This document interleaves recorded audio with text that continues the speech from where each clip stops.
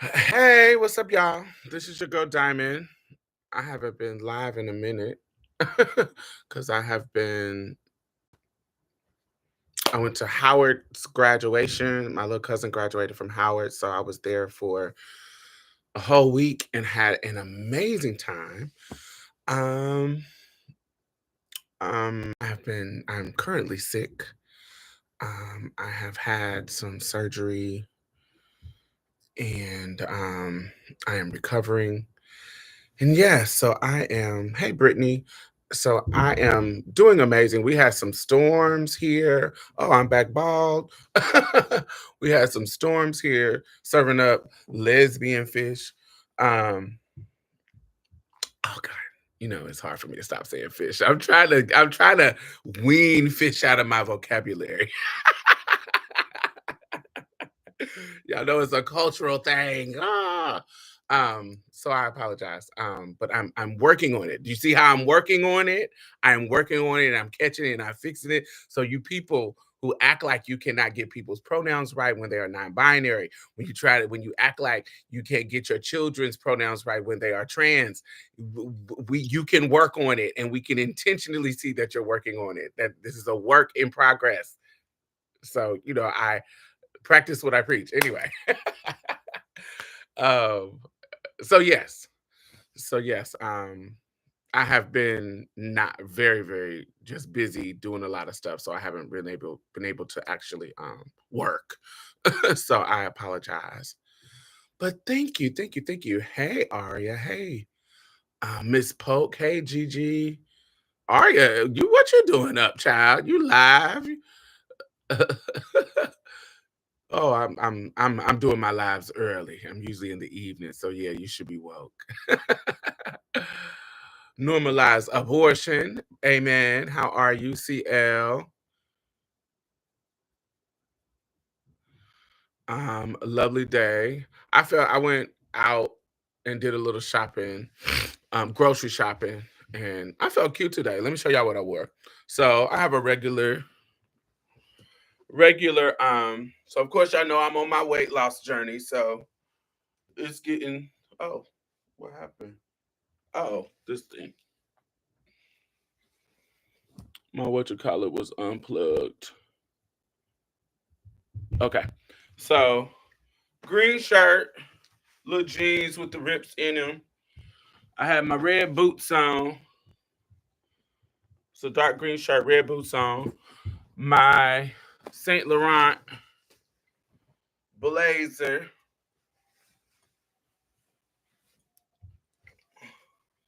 You know, little relaxed, casual, little gig. I had Gucci, my Gucci Bushka. Boom, boom, boom, boom, boom. And y'all know I'm a bitch. Oh, and my chrome heart glasses, my um cheap ass $2 Chinese shops earrings that I love, wood with the gold little trim. These are so cheap. I got them from a Chinese shop for like $2. I love them. And y'all know I'm a bitch who love a hat. So I got my art NYC leopard print, wear it out with the red boot. Y'all feeling it? Y'all see what I'm talking about? Y'all see what I was giving? A little vibe, little casual, little slay. You know it is what it is. I give them a little something, a little look. But yes, I'm in the house now, so let me take this shit off. you know, a little something. But I felt fly. Everybody was living. So I got my life. So I wanted to talk about this. Do you think? Thank you, thank you, thank you, thank you, thank you, thank you.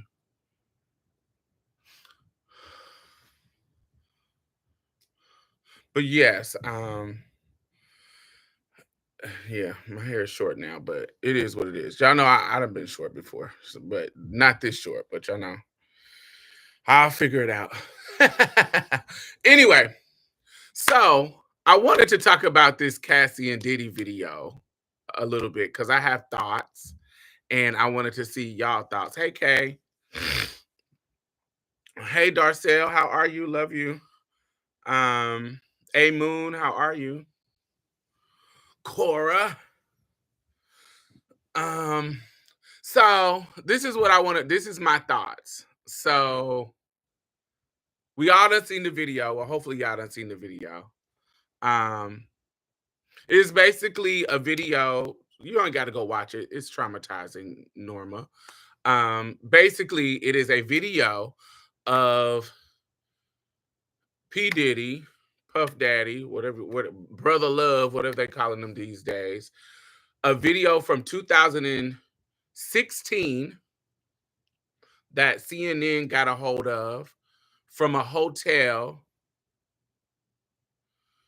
where he was attacking and beating and kicking Cassie in the middle of the hallway, punching her, kicking her, dragging her on camera.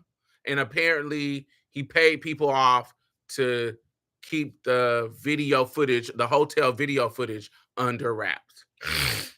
So, video footage of him actually abusing Cassie after she has laid out this fully planned lawsuit to get her coins from him, laying out all his abuses throughout her experience with him. So, of course, we know that there are people who have been defending him and saying things like, oh, they're just trying to bring down all the black men. They're just, what about Roman Polanski? What about all these white men who do harm? Why y'all don't go this hard on them? All these excuses for trying to illegitimize the accountability that's been gotten by this man, okay, this abuser, which is also, this is also weird too to me. So of course everybody have talked about this in regards to how everybody is focused on the homosexuality involved in the Diddy case. So they're not shocked or disgusted by the sex trafficking, the allegations. Well, these are allegations of abuse, but they're not allegations. We know that it happens. So we no longer need to say allegations. It is abuse that happened. So, but most people are making a big deal about the Meek Mill's connection, the homosexual connection, bringing up what did he do to Usher? What did he do to Justin Bieber, and all the kind of homosexual innuendos that are in the kind of rumor mill. That is what's getting the people to talk, and oh my God, calling him the diddler, replacing no homo with no Diddy, blah blah blah blah, which is crazy as hell to me because there's a lot going on. I got so much shit to say. I think that that's crazy as hell, but I also think that anybody who's been tapped into culture have heard these rumors about Diddy being sassy and gay and da da da da da da for decades. Okay, so that's number one. But we also have heard rumors, not just rumors, just people's experience of him bullying you niggas out of y'all money. Like, so this man who is supposed to be the sassy undercover gay man has so much power with other powerful people that he has punked y'all out of y'all music, and he out here beating women knowingly, not to the public, but to the inner circle. He out here beating women.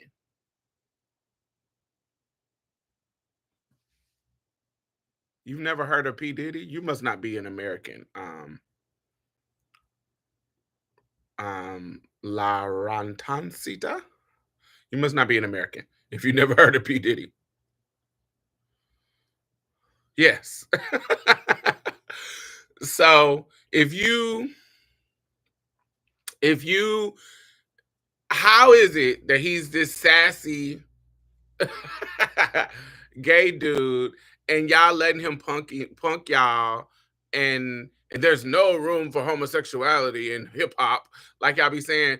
Y'all letting him punk y'all let him abuse women and punk y'all out of money, punk y'all out of y'all royalties.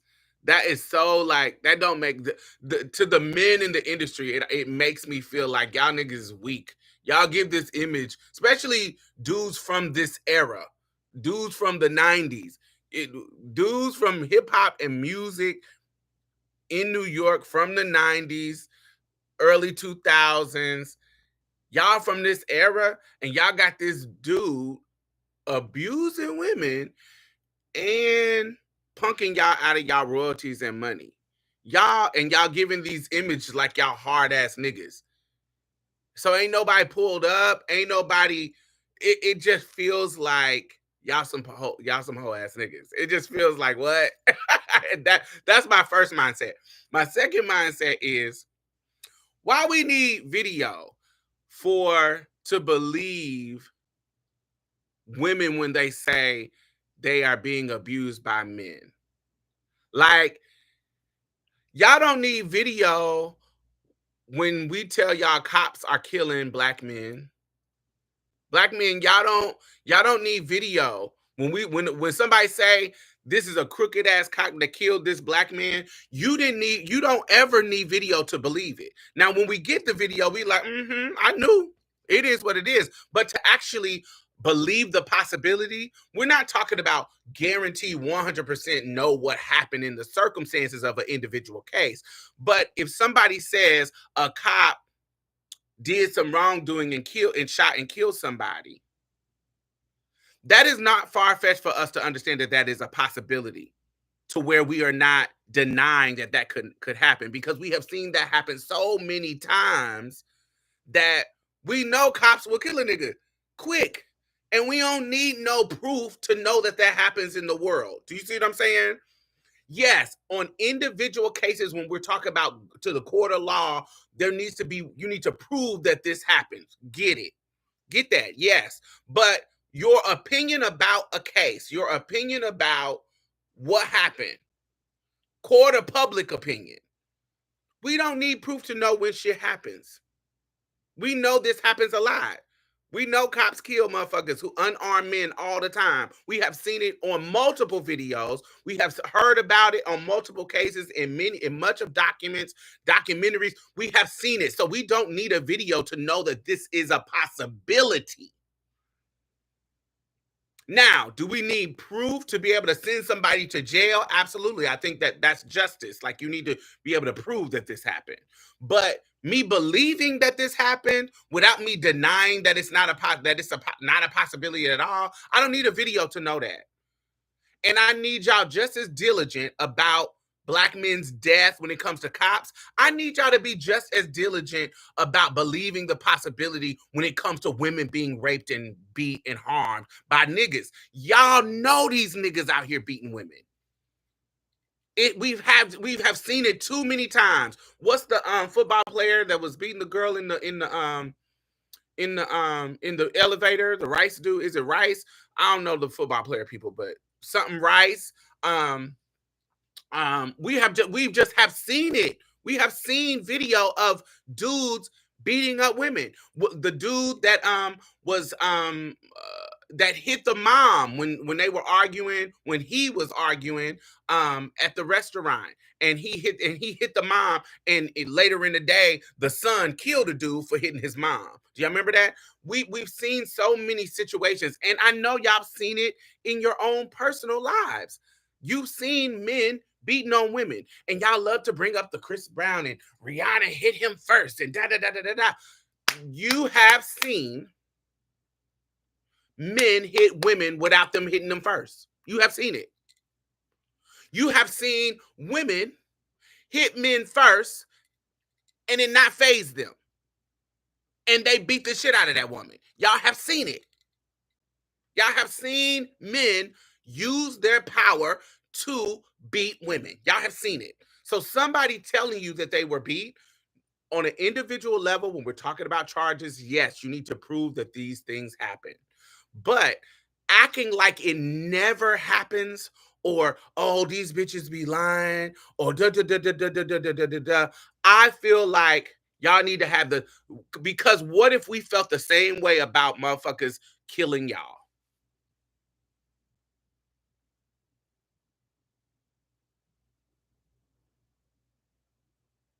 Half the marches, half the protest about y'all killing wouldn't happen if we was waiting for proof.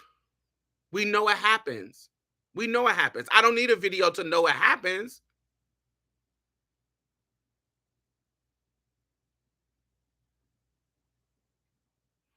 I don't need a video to know it happens. Yes, it is on the lawyers and the judge and da da da da da to have the burden of proof in a court of law. But in public opinion, you ain't never, ever, ever, ever gonna see me hearing about a case of a cop killing a black man, and I'm gonna be like, I mean, what did he do to provoke the cop? I ain't never gonna be like that. Ever. I'm gonna be like, well, we done seen it before. We know it happens. I would love to know the details, but it's definitely a possibility. We done seen cops kill niggas before. That's how I'm gonna be. I ain't never gonna be like, oh, I need to see the tape. I need to see what happened. Before I make my opinion, or before or think that this is a possibility, I need to see what he did to the cop. What? As if cops always need a reason to do something. And I don't understand why we would not, why you don't have the same grace for people who women are out here getting beat by men. Not to take away from the conversation, but you're looking very good today. Thank you, darling. Thank you. I felt fashionable today. Not necessarily pretty. Did I feel pretty? I didn't feel pretty today. I gotta admit that. I didn't feel pretty, but when I put my fashions on, it makes me fake it till I make it. Um I feel sick. I feel so I don't feel good. So anytime I don't feel good, I put cute clothes on, and that's, yeah, cute my things. And it makes me feel better. I was always glad that Cassie sued his company as well as him, because he didn't go downstairs and pay the hotel himself, or any other incidents we haven't seen or heard about. Amen. It's the fleet of staff and assistants are complacent as well. That is another element that I put in the comments in a couple of videos that I saw and on Twitter. It's like, I want the people who, because it's not some regular hotel worker. It's not the hotel worker. I want the people who got whatever the amount of money to keep this video under wraps since 2016. Whoever has been paid or benefited from keeping this video under wraps, I want them held accountable. Who has had this video and kept it, of him beating Cassie, and kept it a secret? Who was paid? Who is the hotel staff? Who is the hotel manager? Who is the person who benefited from getting the money that was paid off for this situation? I want them held accountable as well, because I think those people too add to the problem of people skirting accountability.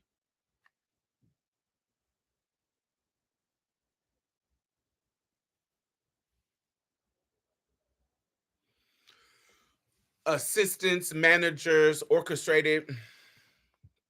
Yes. Depending on I need to hear, I want to know the details of how they were involved and what all did they know. And this doesn't take accountability from him, but accountability from I need to spread that accountability. That's what I want. Yes, you are the main culprit, because I also don't like people who he is the monster. So he needs to be in jail. But LA says there's a statute of limitation, darling. So they can't do nothing about it.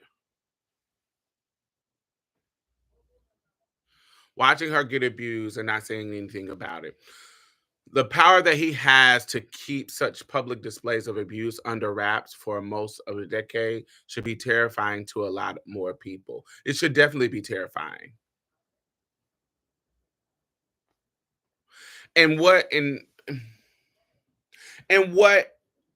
also what I need people to understand is people like, why are they doing this to a black man? You had two in particular, two examples, two, not that it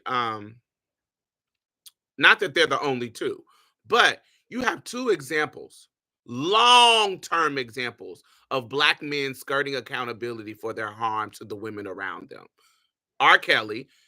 R. Kelly has been molesting minors since I was a minor.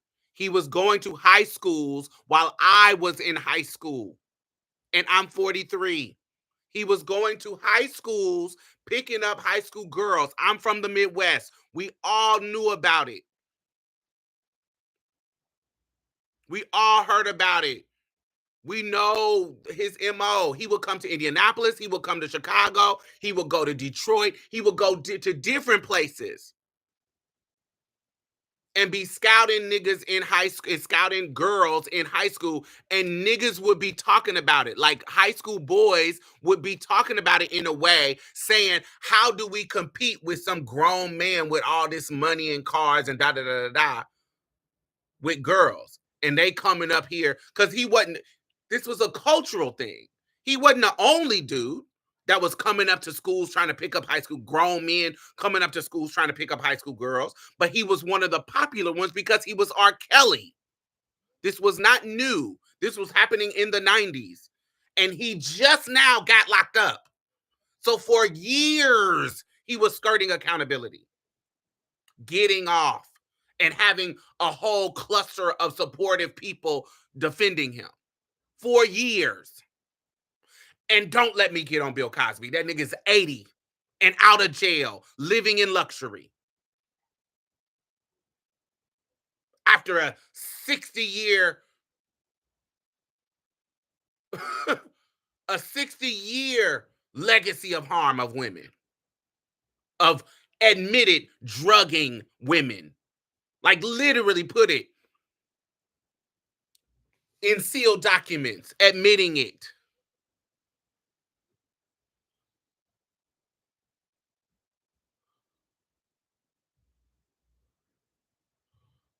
So they have skirted. So they have skirted around accountability for many, many, many, many years. Have white men done the same thing? Absolutely. But you know what? It's not saying that I don't want white men accountable. I want the Harvey Weinsteins, I want the Roman Polanski, I want the Woody Allens. I want them all under their jail too. But you are not about to expect me to react to some white boy up the street and finding out he's a rapist and a molester and expecting me to react the same as me finding out my brother or my cousin is a rapist and a molester. I'm going to react differently. I'm going to talk about it more often, more frequently, because these are people in my circle. These are people in my family. These are people I'm connected to. So I have a different investment in them. I grew up listening to R. Kelly. I grew up listening to people Puff Daddy produced and put on. They are a part of, I grew up watching The Cosby Show. These are people that are a part of my cultural lexicon of who I am. And so I'm going to be more offended that they're out here doing this crazy stuff. I don't give a fuck about no Woody Allen. I don't know fucking no movie by him. Do I want him to be under the jail for his harms? Yes, I do. But I don't have no cultural connection to Woody Allen. Do you see what I'm saying? I don't have, other than being American and him being a filmmaker in Hollywood. That I don't care about no damn Woody Allen. Do I want him to be in jail? Yes. But I'm not going to be talking about Woody Allen too much. Not more than I'm going to talk about R. Kelly, Bill Cosby, and P. Diddy. I'm going to talk about them more because I'm culturally connected to them. It's not because I don't want them white men accountable. I want them accountable too. But let they white women do that. They don't barely do no motherfucking work anyway. When it comes to dismantling patriarchy and shit. They just started participating in the Me Too movement after they had to literally give Tarana Burke her fucking credit after trying to co-opt the movement that a black woman started. So don't let me even get on them. But that's their job. They need to step up and continue to do that work.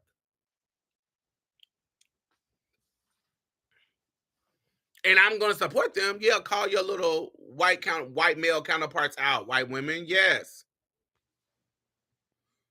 But I'm more culturally connected to these ones.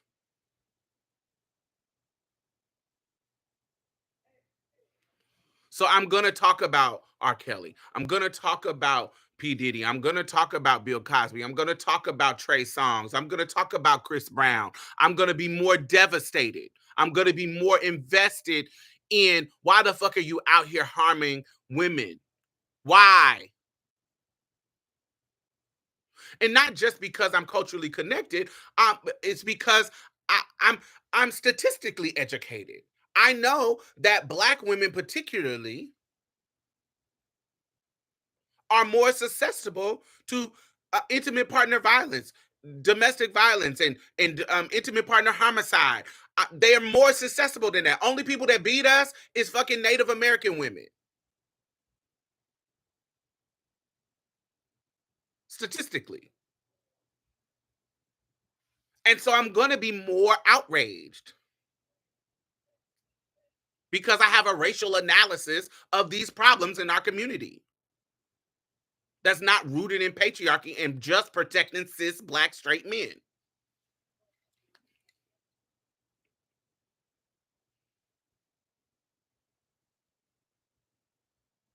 Now, if you only have a racial analysis that analyzes the oppression of black men, when we say black, then yeah, I can see how you're ignoring the queer black people. I can see how you're ignoring the black women. I can see how you're doing all of that because your racial analysis stops at men. Mine does not. And so when a predator is in our midst, I'm going to be more pressed. I'm going to be more invested. I'm going to be way more appalled by R. Kelly, Bill Cosby, Trey Songz, Chris Brown, whoever, than a fucking Roman Polanski. Fuck him. Put him under the jail too, but he's not a part of my culture. Does that make sense to y'all? Am I tripping? It seems like, thumbs up if you're watching. It seems like you want to cover up the harms that you are doing to our community with racism. We know racism exists. We know it's more likely that a black rapist is going to get put in jail than a white rapist. But I want both of them rapists to get put in jail. But I'm particularly invested in the black rapist getting put in jail because I'm in closer proximity to him, to harming me and my people that I love. It's not that I don't care about the white rapist getting his just due. I want him to. But he's the furthest away from me.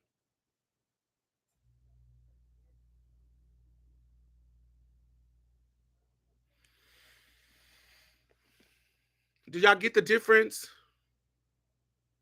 And it always feels like in multiple cases that and you can't use the excuse of um we don't care about black men because black women are the main ones who are marching and fighting for black men's lives when it comes to them being murdered by cops, when it comes to them getting therapy.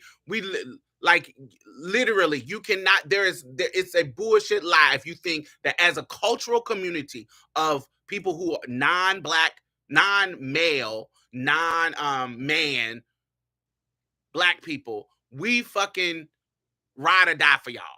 We ride for y'all. We always include y'all in our racial analysis. Y'all ignore us. Y'all don't include queer people. Look at that shit. The whole problem with Dave Chappelle is because he's literally ignoring black queer people, the intersection of black and queer. When he talks about gay people, he's talking about white gay people. When he's comparing it to racism and his blackness and him as a male and being oppressed, he's totally ignoring that there are many bodies that live at the intersection of being queer and being black that don't get the privileges of white gays. Because black men don't be having, not all of them, but I shouldn't have to say that. Y'all know what the fuck I'm talking about.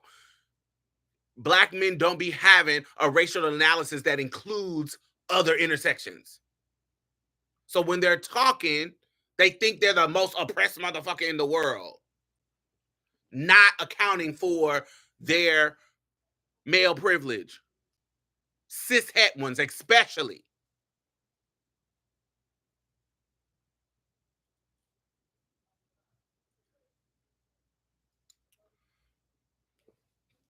But yeah, that shit annoys me. Let me see what y'all saying.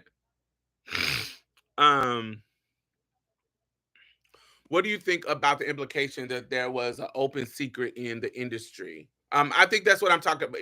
What I was talking about earlier. I think the people who are around in these circles that knew this is going on, I feel like they are culpable.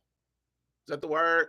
I feel like they are responsible and a part of the problem. If you are seeing people being harmed and you are not telling people, I don't know. I feel like that's your lack of integrity.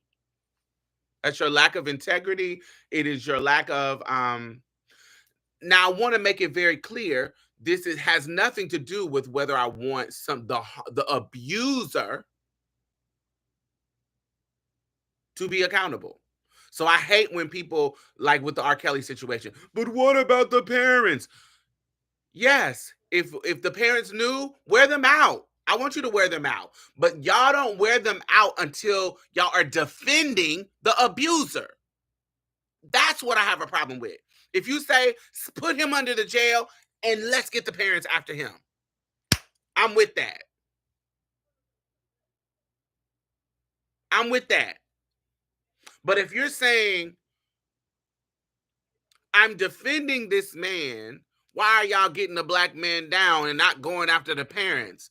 You're ignoring the abuser, the one who actually is the problem.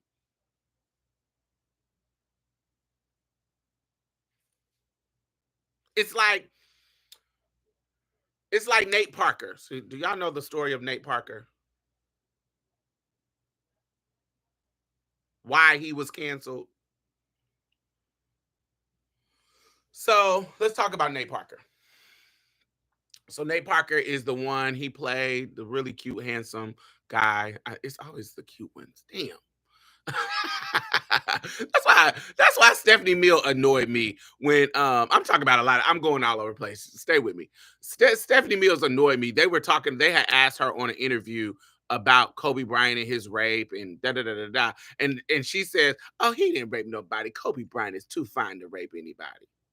As if fine men don't rape people. If you get your old ass out of here. Anyway. So let's talk about Nate Parker. So if you read the court documents of the Nate Parker rape situation, what happened, and his victim killed herself later on. But what happened based on the court documents? Him and her was hooking up. Now, she is a white woman, and we know the complicated history between black men and white women when it comes to little boy blue screaming rape, da da da da. Why I didn't get the notification? Hey D, child, y'all know YouTube be tripping. But if you want to get notifications, cut your bell on. I know sometimes that it doesn't work, but make sure you cut your notification bell on if you want to get notifications that I'm alive. But I know sometimes it still doesn't work. But that's the best way. YouTube be tripping. Anyway, so anyway, he was in a relationship with a white girl in college, and They had hooked up before. They hooked up. They had been there. They were in a little situationship, where they were hooking up. Da da da da. She came over his house and to spend time with him. So imagine you coming over, spending time with a nigga that you fucking with, and you're drinking, and you hook up with the nigga you fucking with. But while you're hooking up with the nigga that you fucking with, the nigga that you fucking with and you drunk, let his homeboys come in and fuck you, aka rape you. And so when you come to, they're telling people that they ran a train on you. And that wasn't the scenario that was happening. You came over to hook up with the nigga that you had been fucking with. And you trusted him, so you got drunk. You drunk some alcohol because you with a dude that you trust that you done messed with before. But you're not expecting him to let his homeboys come into the room. And so Nate expressed that no, she didn't give anybody else consent, but she did give me consent.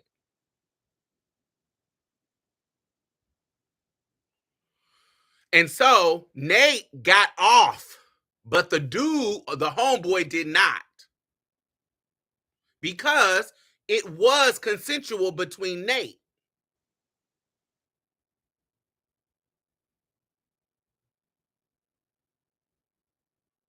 You see the nuance there? I let you fuck. I didn't let this motherfucker fuck. But you allowed him to come and take advantage of the fact that I was drunk. And so, y'all motherfuckers is rapists. To me, as the victim, you were a part of it. But based on what the evidence, Nate got off and the other boy did not. So that's why, even though he got acquitted, that shaky little gray area where you letting a nigga come in and rape me, motherfuckers wasn't fucking with that. And they was like, no, that you are part of this problem too. You are part of the problem. Why would you do that?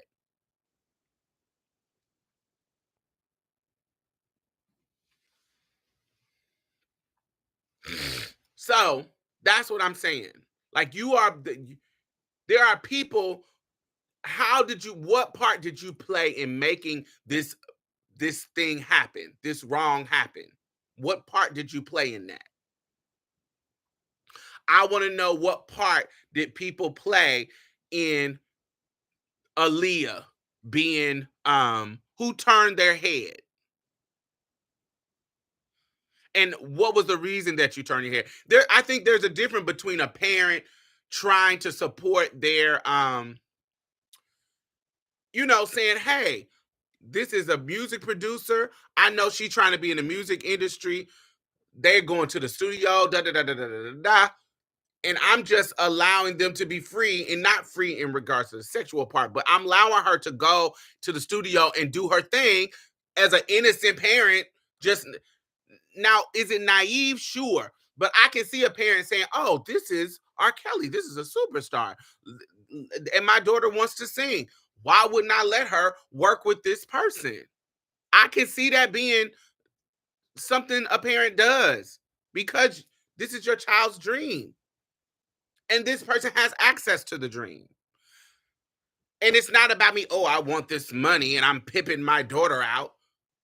I think that's a part of skirting the accountability of the abuser when you want to put all the onus on the parents.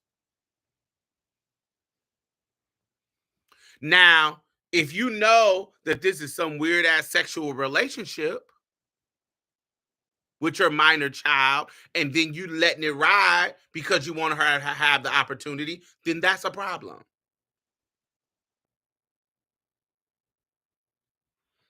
And you too are a part of the problem and should be held accountable.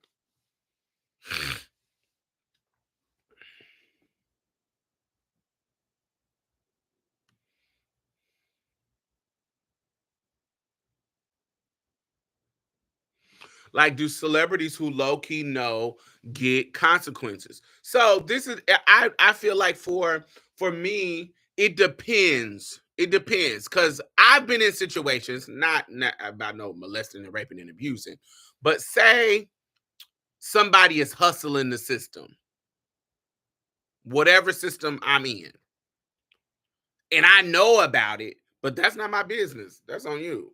I have been in situations like that, not about abuse and rape and molesting. Because as soon as you abusing and raping and molesting, I'm gonna say something. You're late and tired. But I know, like say, there's a situation I've seen girls, where they did some shady shit to another girl. I don't know. They're not my friends. You ain't gonna do no shady shit to my friends, but I'm disconnected to both of them. But I'm in the midst of the circle of people, and one girl does something shady to the other girl. I'm not friends with this one. I'm not friends with that one, but I know about it happening. I know about it happening. So I'm just like, ooh, that ain't my business. I'm gonna stay out of it. I have been in situations like that. And so for me, it depends on how close to you are to the people involved, how close you are to the circumstances to know what's going on. That's what I would want to know. If I'm getting paid to hide a video, that's close enough for me to think that you need to be held accountable. If I'm benefiting from the harm of Cassie monetarily, the to from the harm of her by hiding that she's being harmed, I think you should be thrown under the jail. I think you should be held accountable. And also, I'm a prison abolitionist. I don't want jails to exist, but until they don't exist, I think we should use them. So let me add that part too. Yes. Um, Black women are not in proximity to white men. We don't care about them. Amen. Come on. It's like we want them to be held accountable, but we don't care about them enough to be outraged,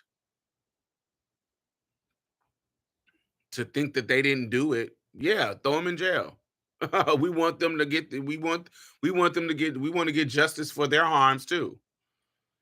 But we care more about black men because we're in proximity to them. Hey Jay Scott. Hey Michelle, how are you? It's giving deflection, amen, abating and abetting, in my opinion. Right, there's room for everyone. Facts. Why didn't I get the notification? Okay, so let me make sure I'm getting all the comments. Yeah, like we participate in getting Aaliyah a fake ID. Yeah, like who participated in getting Aaliyah a fake ID that said that she was 18? Boom. That who did that? Why did I start get these little vibes watching Bridgerton and seeing these mothers selling their young daughters and calling them spinsters and virtual failures in the marriage department at 21? That was the culture of the time. And so what I think what I think what we have to come to grips with, not necessarily us, but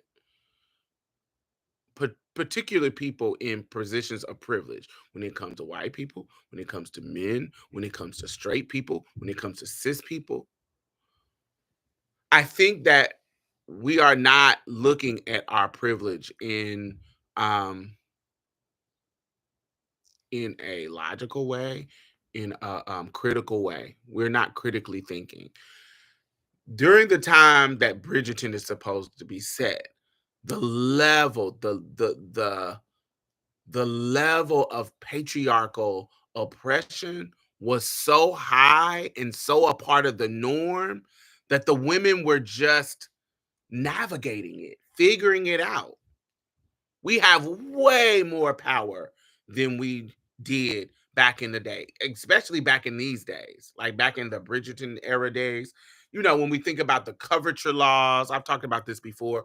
When we think about coverture laws are marital laws that were enacted. Basically, coverture means to cover. And what that means is once a woman gets married, her husband covers her.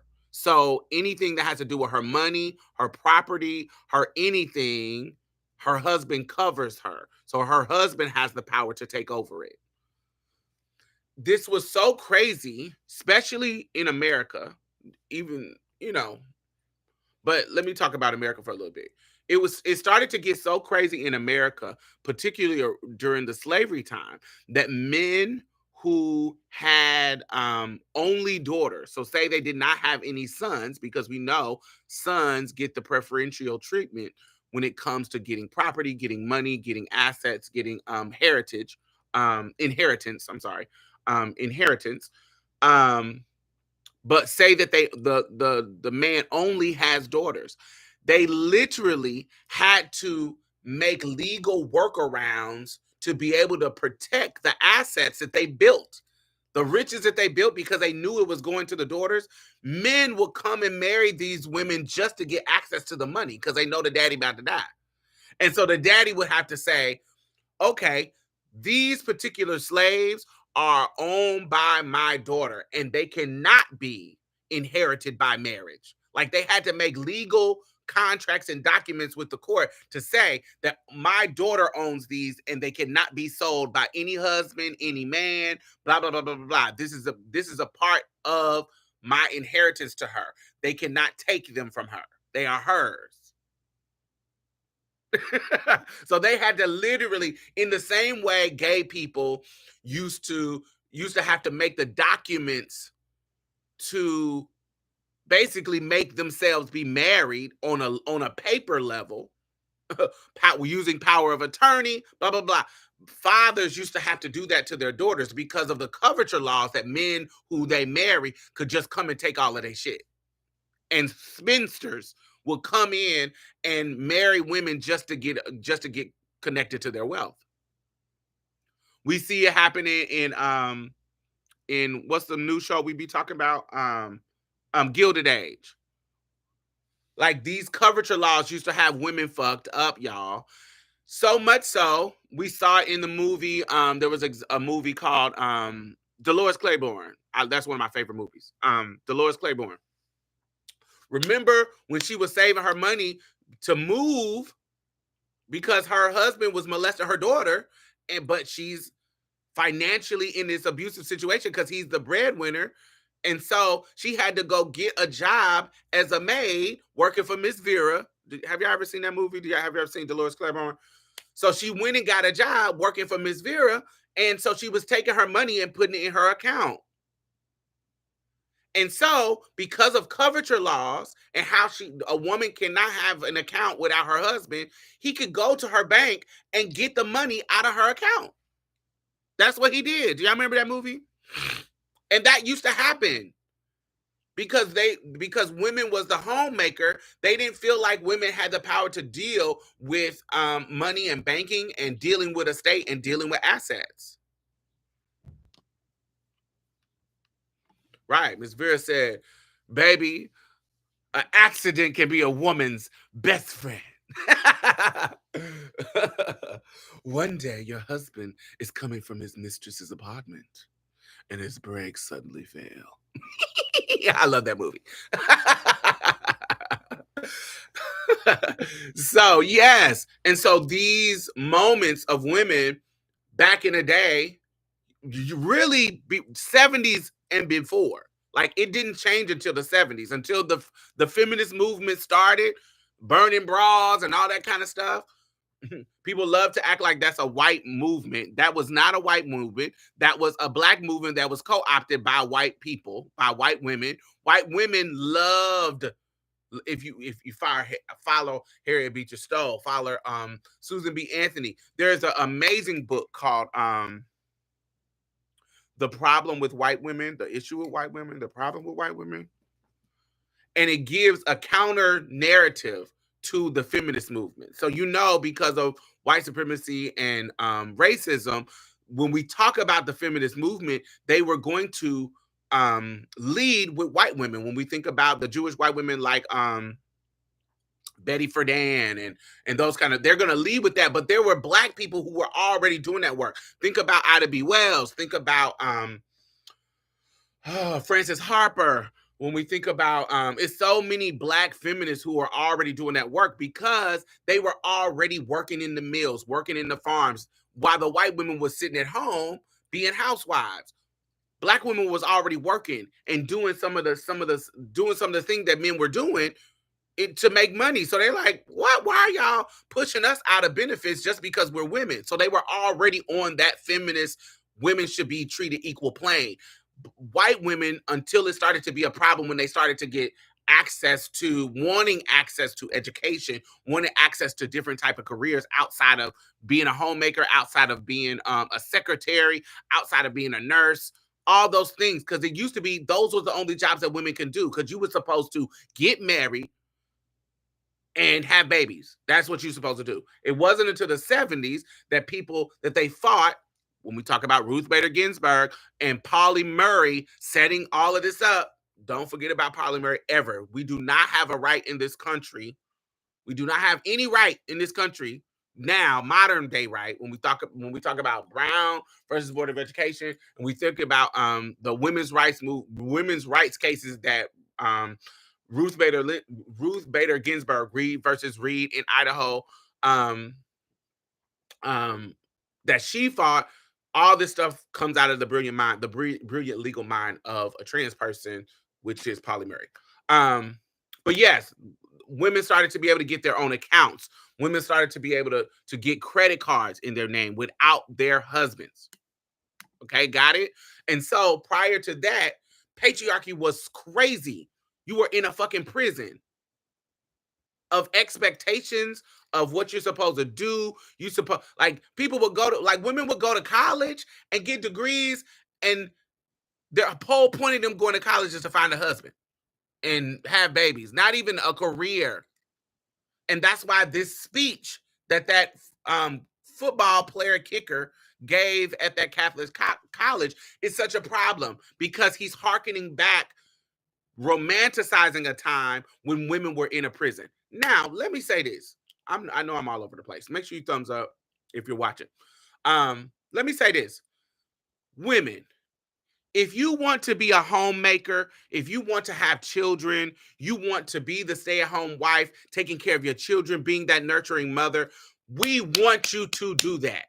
We want you to. We want you to be able to make the choice to be able to choose that life if that is what you want. The problem is when it's not a choice. That is the problem. The problem is not you wanting to be that type of woman. The problem is not you wanting to cook for your man, you wanting to clean the house, you wanting to be a homemaker. The problem is not you wanting or doing that. You can do that. That is okay. The problem is you not having a choice. That's the problem. If you didn't have a choice to be able to do that, when you're making the decision and want to do that, it is okay. But if you want to say, I want to be a career woman, and it be just as respectable. I want to be a scientist, and it be just as respectable as you saying I want to be a homemaker. We want you to have the freedom of the choice. We want you to have the freedom to say, I can do whatever I want to do as a woman, and both choices be as respected. I'm not more respected because I'm sitting at home barefoot and pregnant, cooking and cleaning, running after babies 24/7.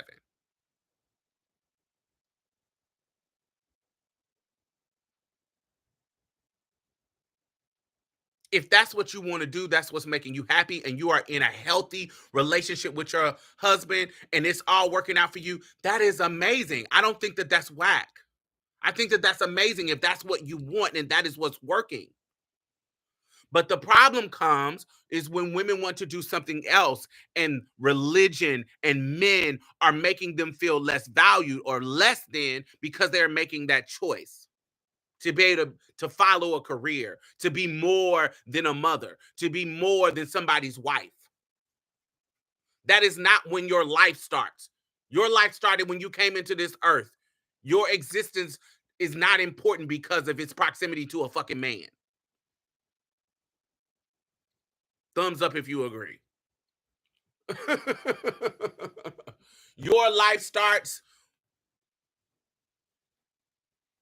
when you come alive. Your importance is inherent.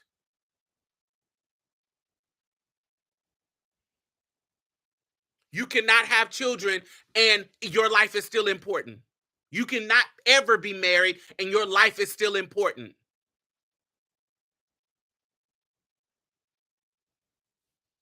Your life is important right now.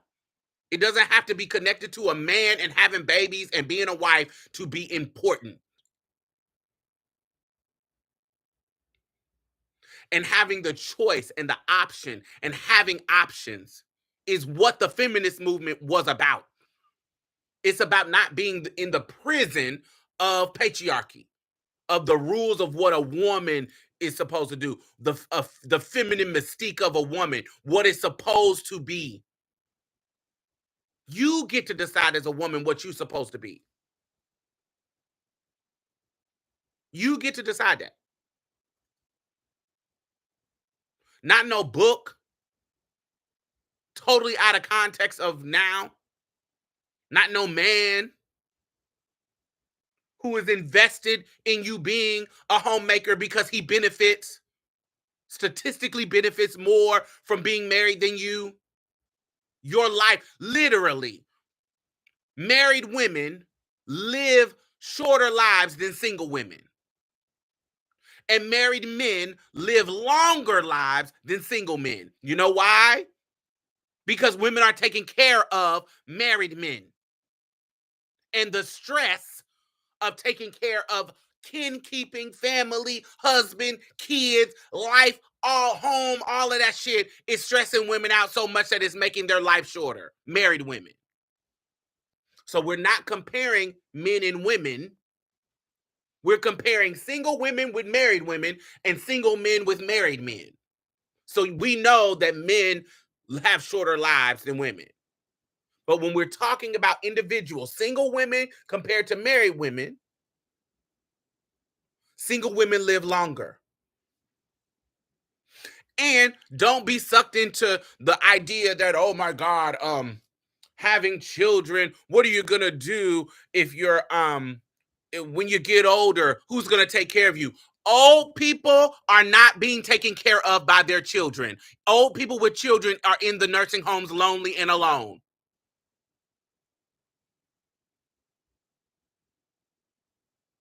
Old people, period. Now, when it comes to gender, it's more men that don't have visitors at nursing homes compared to women.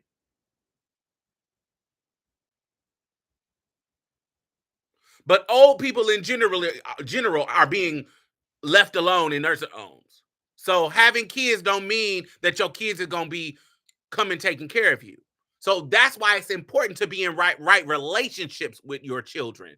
The women who are being taken care of in nursing homes, people and women and men, but usually women, are women who are in right relationship with their children. This is why you can't be a bitch to your children. You can't be a bitch ass father to your sons and your daughters and abandon them and thinking that they're gonna come when you old and take care of you. This is why you have to be in right relationship with your children. So they can want to honor you and take care of you in your old age. But even if you don't have children, you know who are taking care of the people with no children? Their friends. If you're in right relationship with people when you get older, they will take care of you. Your friends will take care of you. People in your life that you have impacted, your legacy of impact will take care of you. People will take look at Barbara Smith. They got Barbara Smith, who else?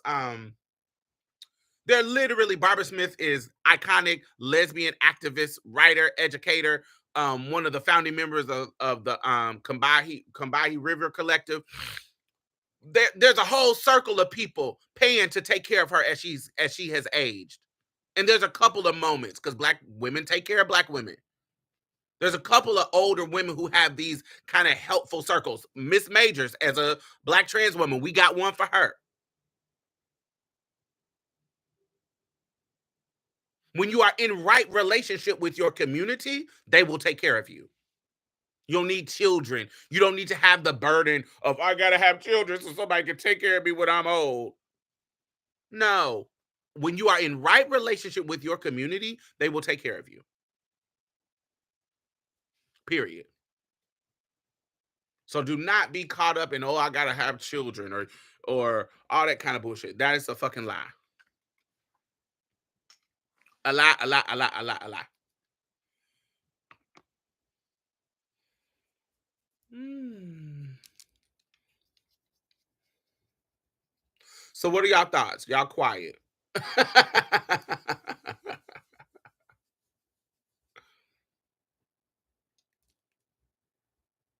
It is 46 people listening. Only 28 people have thumbs up. What y'all in here doing? Thumbs up.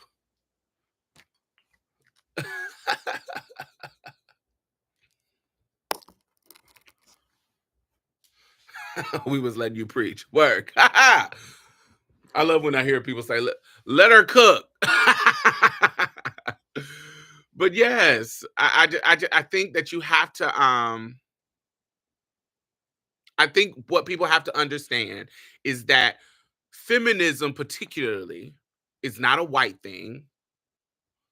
Feminism, particularly, is about having the choice. It is not about not allowing you to be whatever the status quo is. So let me give you an example. Let me give you another parallel analogy. Okay. So I'm a binary trans woman.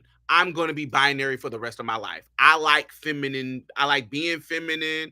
I like, I'm a Black woman. So, I can rock a short and still be feminine. There's some queerness that happen in Black women's presentation that, honey, we versatile, bitch. So our femininity look different. So clock that. But I'm a binary trans woman, so I'm going to always have a nail. I'm going to always have there's certain things that I'm going to do as a binary trans woman that is rooted in the binary.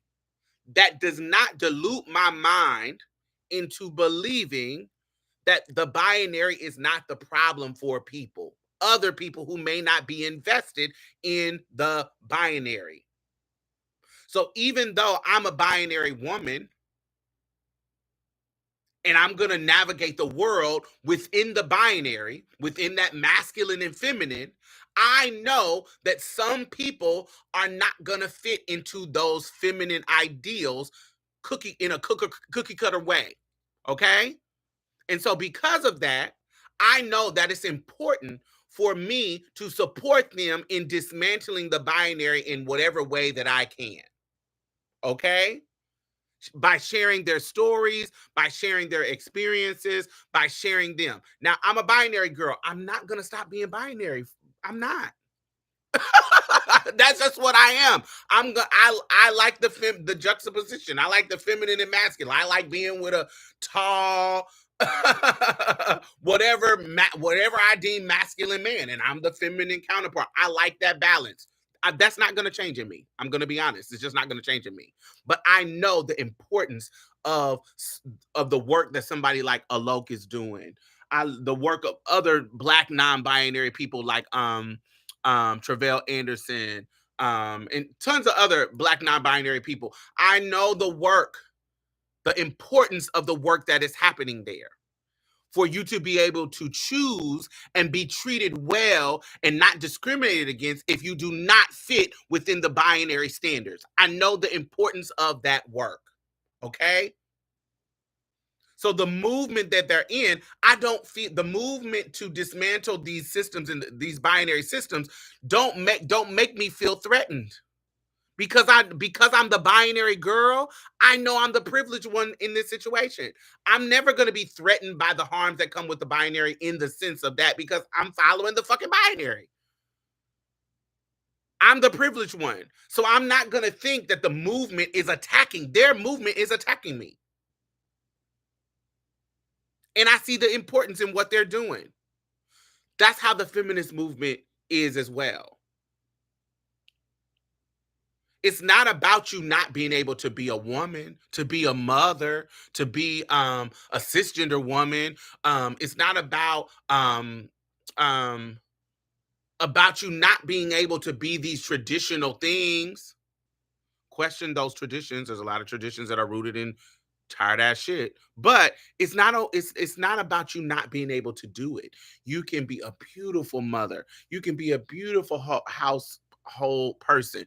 You don't have to have a career. You don't have to worry about your education. I think you should though, but you don't have to. But if you don't want to worry about that, you just want to find a husband that can take care of you and your children, and that's the life you want to live. You should have the right and freedom to be able to do it. I think that you should be able to do it, but you should also have the right and freedom to change your mind or to not make that decision in the first place. Because what happens, baby, this is just keeping it real. What happens is when you adhere to these rules, particularly these ones that are rooted in toxic religions, toxic religious governance, toxic religious doctrine that says women should not have any authority. What happens is when you're in a situation with a man who is not living up to the standard of a good man within that religion, clock it. We're not talking about the good men, because if you're a good Christian man, you're not abusing your wife. If you're a good Christian man, you're not cheating on your wife. The Bible says you're treating your wife like Jesus did the church. You are treating your wife so well, and you're making sure she's taken care of. But the problem isn't those men. The problem is the one who is not living up to Christ like rules in regards to their manhood. It's the ones that are faking it. And so if you catch one that is faking it and he is not living the life of a real Christian patriarch, a nice one, a healthy one, you're going to be stuck in an abusive relationship. And what if he get to kicking your ass? What you going to do if you ain't got an education?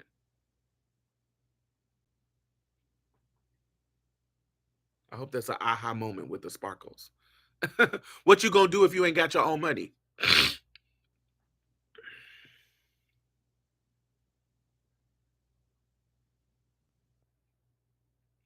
If he gets to going in a direction, leading you in a direction that is failing, what you gonna do?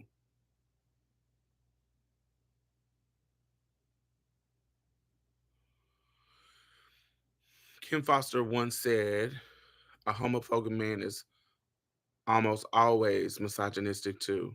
Yeah, she did say that. Other people said it before her as well.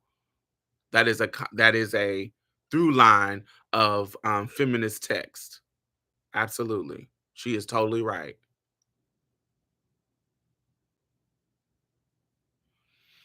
Patriarchy actually hurts men as well. So feminism actually frees men from a lot of social contract. Absolutely, that is a through line of feminist text and has been that way. You are totally right, Maxwell. Totally right. That is a through line. Feminism is not just about flipping women being in power and men not. It's about equity and equality of us having the same opportunities. It's not negating difference. We know that there are some differences.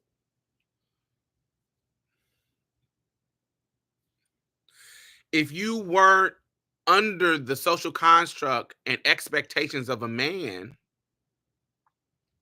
that a man is supposed to take care of every single thing in the household, you wouldn't be under this super pressure to make six figures, baby. You couldn't, the economy is making you look bad in this patriarchy because you can't afford to be the man that you can be in this capitalistic society. And it's not set up for you to do it. So you look like a failing man when you're sleeping in the basement of your mom and dad. And so that social construct that said you should be out here taking care of the home and your wife, because that's what men do, That's what patriarchy is saying that you should be doing. But if it was equal, if we all could be out here making this money and dismantling capitalism, you wouldn't have the pressure. You wouldn't have the pressure as a man. But you're out here failing. And you're mad because women who adhere to this patriarchal rule says, you can't take me to Cheesecake Factory. You should have money to take me somewhere nice. You're the man. You should be paying all the bills. But you can't, because you can't live up to the patriarchal rules, because capitalism says no. So you're broke. So you're not manly because you're a broke ass man in this world. But if you was free from that, in the way that feminism is trying to get you to be free, and what I'm talking about is women who adhere, just now, I'm talking about women who adhere to patriarchy, because patriarchy doesn't have a gender. Women can uphold patriarchy just like men. Want to make that very clear. But people who adhere to that, if you can't live up to that standard, baby, that's the problem. And feminism would free you from that. But you're invested in the patriarchy.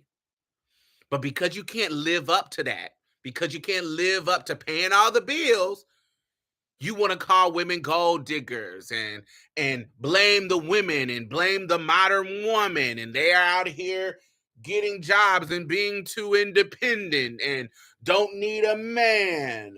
And oh my God, I'm riding the bus and they won't give me a chance because they're gold diggers. And yeah, I'm living with my mom, but I help her pay the bills.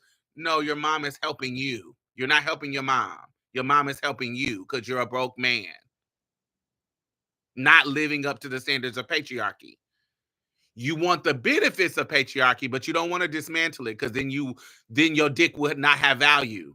You being a male would not have value anymore. If we dismantle patriarchy, the one thing that the world has told you that made you valuable is going to be taken away. So you just are invested in it, even though it's harming the fuck out of you. You don't want it to dismantle, even though it's harming you, even though you're broke and not winning in the game.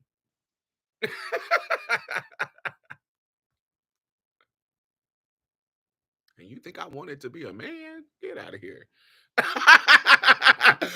You think I wanted to be a man? Fuck out of here.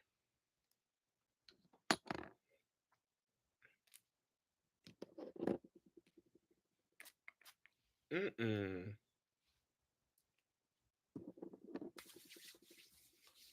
Please.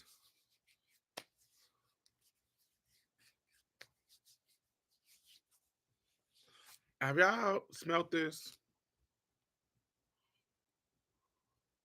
Y'all know I love smell goods. Oh, if you want to smell like uh, a clean,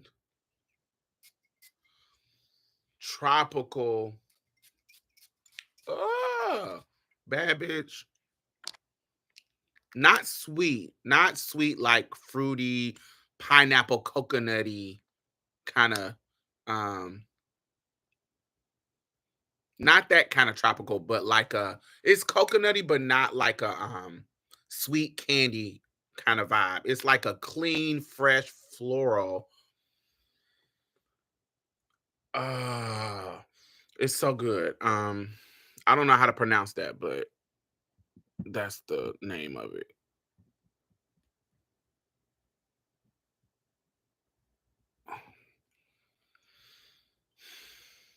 It's it's like they're a clothing brand, but this is their scent, and it's like a coconutty, freshy. It's like tropical fresh instead of tropical sweet. It's clean, tropical fresh. You get what I'm saying? Because sometimes tropical can be like fruity, like coconuts, mangoes, that kind of stuff. No, it's not super, super strong. It's like a clean, fresh coconut, um, light white floral scent. Hey, Brandon.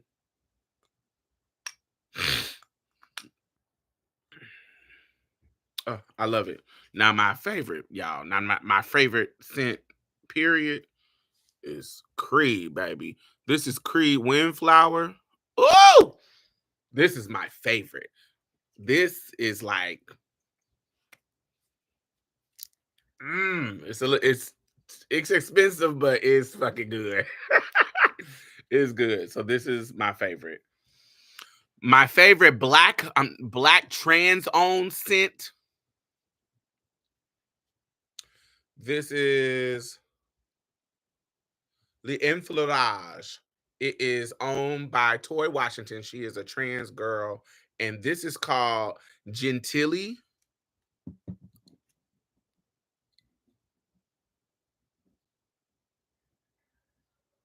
Gentilly is my shit. Y'all see my nails? They got pearls on them. They're sickening. I live. But can y'all see that? Can y'all see the name?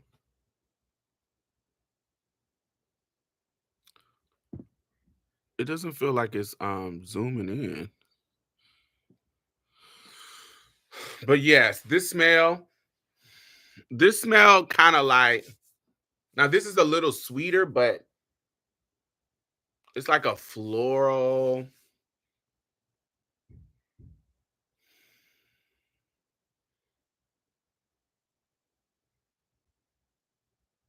She's from New Orleans, so that's why she said Gentilly, but it's a black trans owned scent. So make sure y'all go. Oh my god, everywhere I wear it, everyone goes on and on about how good Gentilly smells. It's so good. So if you like to support, have you tried everything by TS Madison? I have not tried that yet.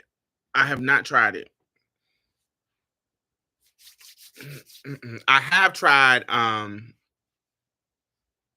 where is it? It's not in my hands reach. It's not in my hands reach, but I have tried um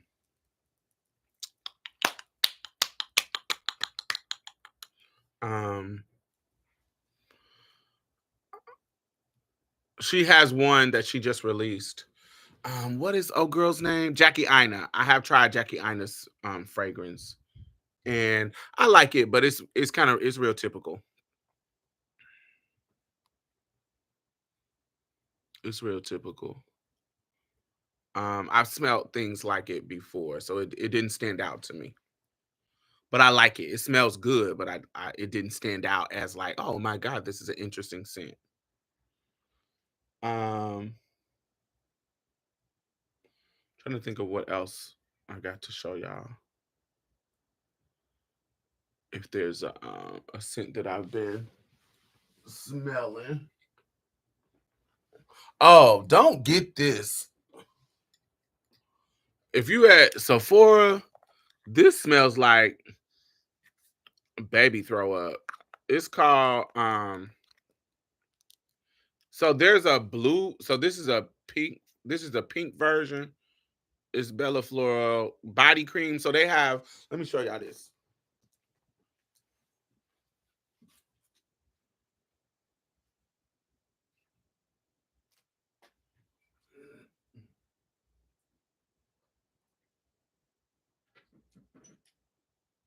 Okay. Yeah. So so all right. So I know y'all probably seen this. Okay, this smell good as fuck. So this is like, so these are like sprays. So say that you like, so I'm the type, if you want fragrances that's gonna like last a long time, you gotta layer them with your body care. So make sure, like, if you know what type of fragrance you're gonna use, make sure your body wash or your body soap, whatever you clean your body with, the scent of that aligns with whatever you're gonna put on later. Okay. So also you need to layer stuff. So like your body cream, your body sprays, and your perfume. When you layer all of that stuff in with throughout your skin, it makes the scent last longer and stay on your body longer. So just taking some stuff and squirting it on you, that's gonna make you smell good for a little minute. But if you actually incorporate the smell into your body creams or have, and it don't need to be exactly the same, but something that complements it. So if you know you're gonna have a vanilla based scent, having a vanilla based body cream that you put on when you get out the shower is gonna make that oil from your perfume stick to that cream, and boom. Do you use oils? Yes, I use oils too.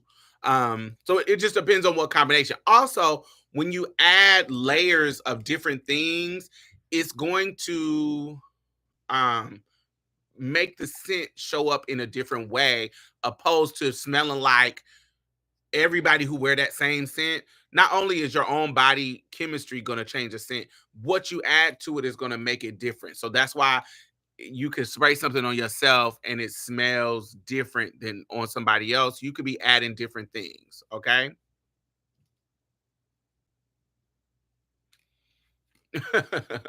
So this one, if you have a vanilla based scent, this one is amazing. So, like, say that you have something that's just kind of sweet and vanilla-y. This scent, spraying this out, and it's really light, spraying this all over is gonna give you a fire ass base for your scent. It's fire. This is dumb.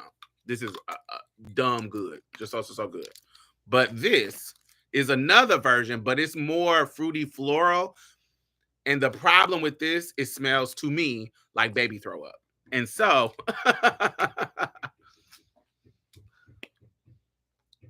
and the reason why it smells like baby throw up, and let me give you the logic. So, yeah. So, this has a creamy, milky, fruity smell. And if you ever been around babies and fed them and you got to burp them and da da da da da da, when you feed them, say that you're feeding them like their little Gerber jars of fruit, and you feed them, and then you might follow it with some formula, some rice, and some formula that's all creamy and milky. When they throw up on you, they're throwing up fruit and fucking creamy, milky ass formula. And so that baby burp, that baby smell of milky, creamy, fruity formula.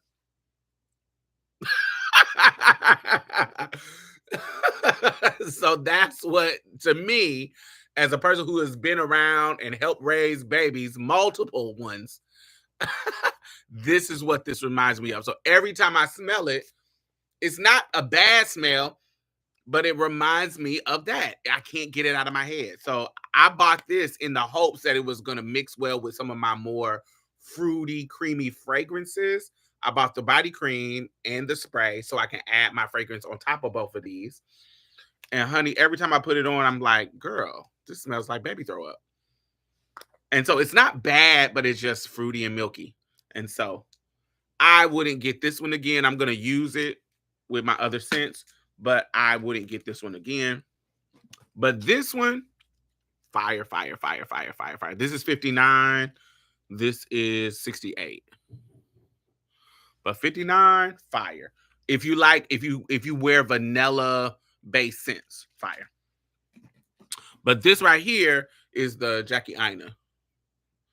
This is You Remind Me.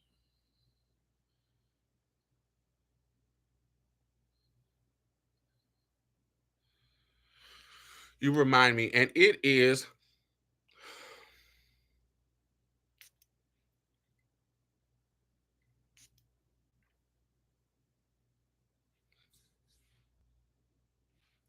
yeah, it smells. There is a scent. Let me see if I can find my other scent.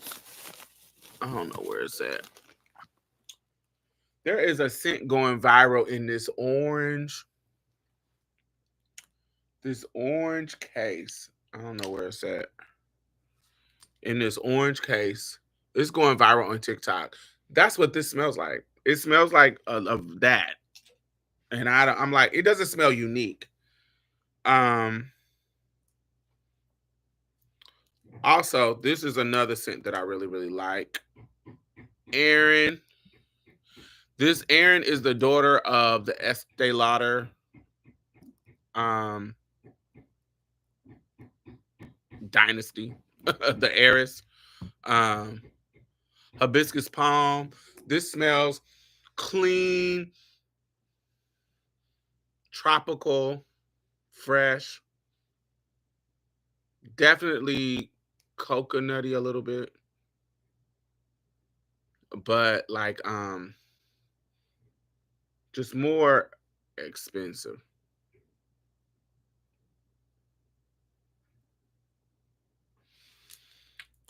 Hey Diamond, where did you get those fragrances from? Which one?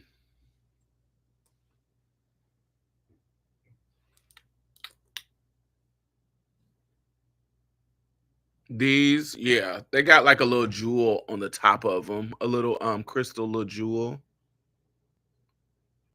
And it is so. This is Aaron Hibiscus Palm. There's another one that I really like. I think the tuberose one. There's a tuberose one that I'm gonna get next that I really really like.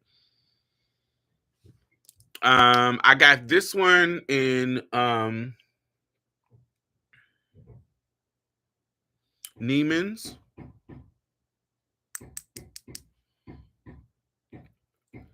In Neiman Marcus. Yeah. Me and my friend Aria went to a Neiman Marcus in San Francisco, and the ladies there are so amazing and so friendly and nice. And they let us smell a couple of things and gave us a couple of bottles.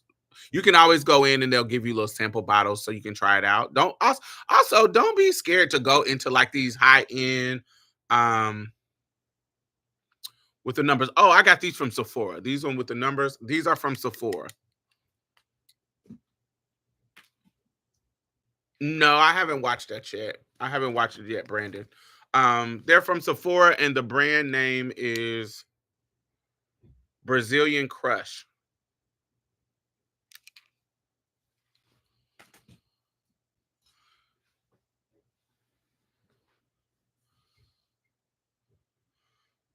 Oh no, that's I don't think that's silly, but I'm using mine. I'll keep a bottle for that reason. Like if I like the bottle, I'll keep the bottle when it's empty for that reason. But I'm using my scent, baby. You like 62? Yeah, my favorite is 60. Is 59, and I was just telling them I don't like 68. Um, yeah. So hibiscus palm. There's one called tuberose. There's another one that we got us some samples when we went to the one in Neiman's, and I went home and bought it because there was one called tuberose and one. This one is hibiscus palm. I really like this one better, but the tuberose one, it's not better. It's just different. So I want to get the tuberose one. So the next one I'm gonna get from this Aaron brand is the tuberose something. And I really usually don't like tuberose, but I like that one.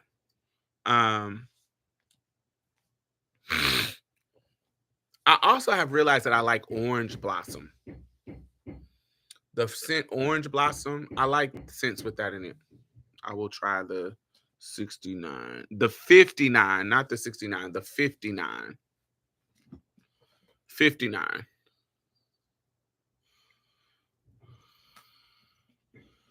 Amber musk. That sounds good. You know what scent that I hate? This one.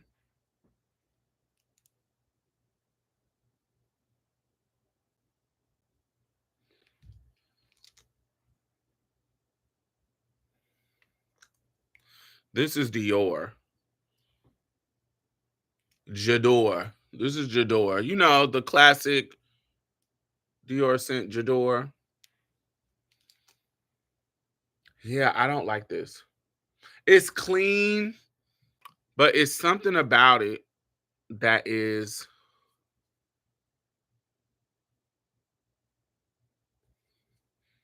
yeah, it's granny. It's clean, but yeah, it's very granny. I don't like it. Last time I was in Turkey, I purchased a few fragrances at cheap prices. Ooh, please, if you ever want to do something nice to me, give me some foreign fragrances, baby. I love fragrances from other places because they just have different mindsets about scents, and so they'll mix different things. I got a whole box of Egyptian fragrances that I really, really like from Egypt.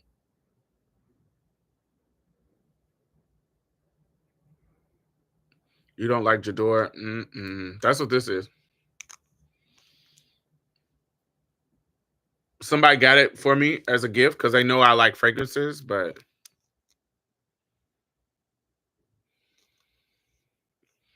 I don't have a PO box. Sorry.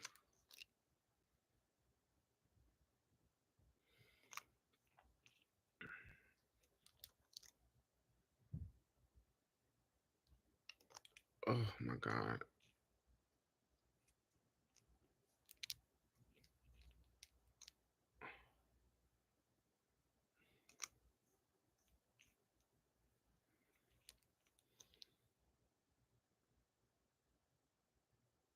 Oh my god. Yeah, it smells granny. It smells too mature. Not mature because I like mature fragrances like opium from YSL. I love YSL. I'ma use it. But that's probably gonna be something that I use like when I'm going to like the office. Go to an office. It's very give me granny. Jador gives me church auntie, period masker, a few steps above jungle gardenia. Lily of the Valley. That's what it gives me. It gives me Lily of the Valley. Lily of the Valley, honey.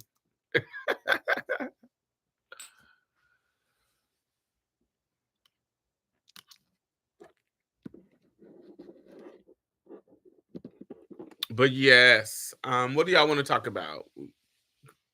I wanted to make sure I get my what's been going on in the world. So we talked about the Diddy and the Cassie thing.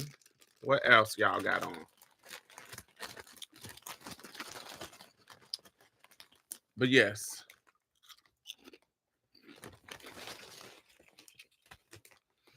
Oh, I don't know if I showed them to you, but I just took them off.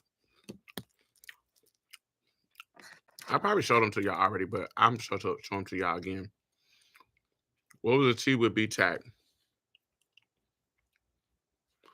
Oh, that's a good question. Y'all see this ring? I love this ring. This is the rose quartz, and this is the amethyst. I love these.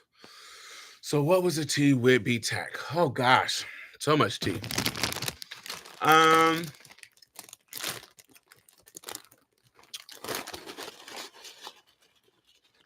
yes, it's copper.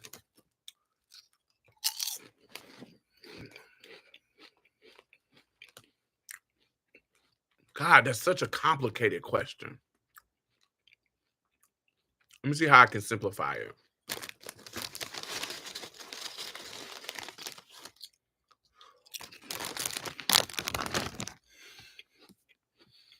The overarching problem is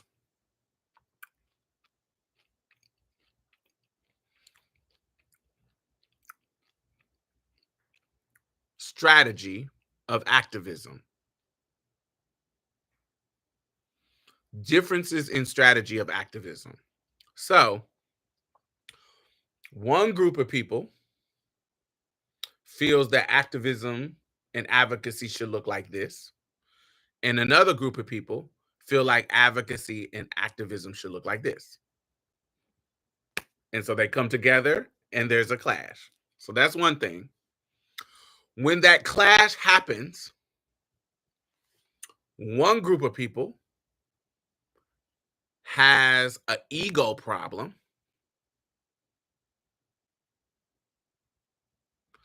The other group of people have an ego problem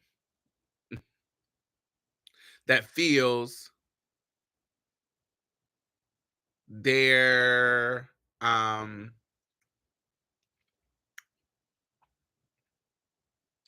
but that's what it is. Both of them have an ego problem. But one group of people is in the community and one is not in the community, but only connected to a person in the community. So you look real fucked up trying to tell people how to care for community members. But this collective of community members, each individual one has the same problem that this person has as well, but within their organization or within their circle of community. And me being a person in community, I know everybody business. I know where your faults are. I know where your faults are. I know where your skeletons are buried. I know where everybody's skeletons are buried. And so you cannot be hypocritical to this person when you have the same problem with your ego. You can't talk about this cis woman who has a ego, who has a different way she wants to do this strategy with her husband, her trans husband. And you can't critique how she does that advocacy. You can, but it's hypocritical for you to do that if you are behind the scenes trying to get trans people fired from their job and you're a trans person. She's not trying to get trans people fired. She might have a different way of doing things that you think she should do right, that she should do different, but she's not trying to get trans people fired. You are, and you're a trans person. So who's worse?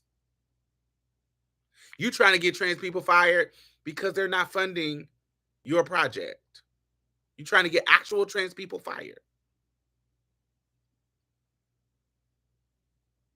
You are actually firing trans people and not trying to give them and trying to block them from getting unemployment. Actual trans people.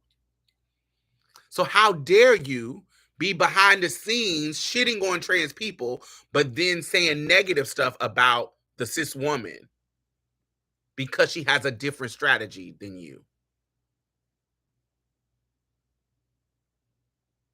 Now you, the cis woman, how dare you overstep your boundaries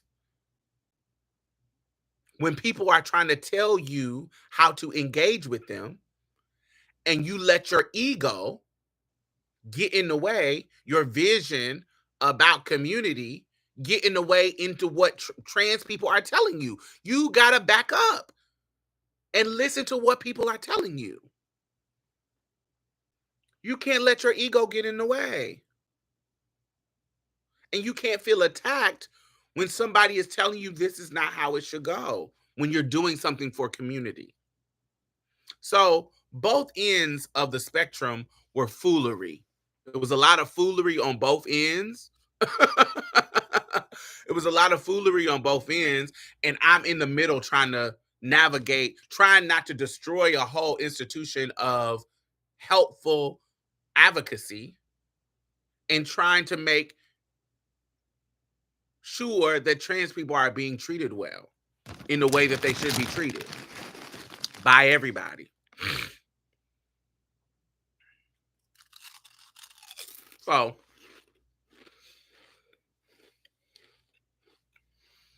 what I do know is that there's no other space like BTAC, and people grow out of it because it's a space about advocacy and love and hanging out with your people. It is not a space about organizing.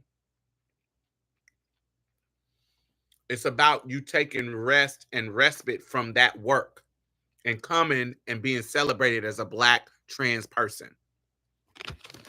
Some people feel like that's a missed opportunity. We should be organizing and politicizing and da da da da da. We're in an election year. But some people feel like, no, come here to rest. You do that in your hometown, you do that at your job. Come here to be celebrated, loved on, and being amongst your community. And that different in ideals was a problem.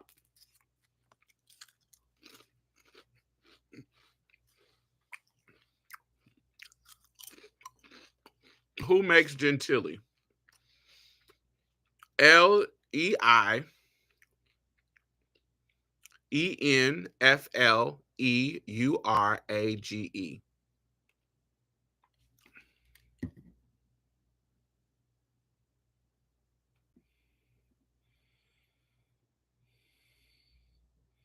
Leinfleurage. I think that's how you say it.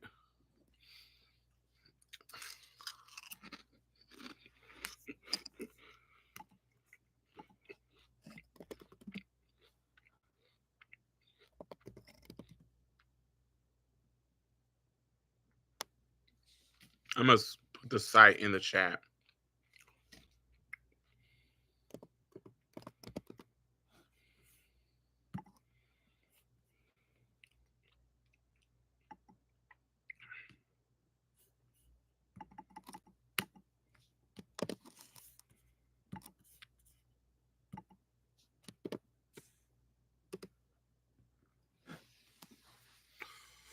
What was your favorite scene when you were escorting? I don't understand the question. What do you mean scene? What do you mean?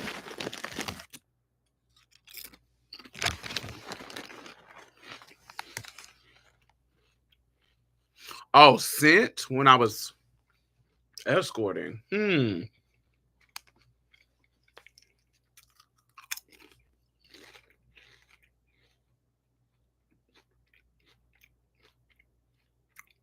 Oh my God, what was my favorite scent?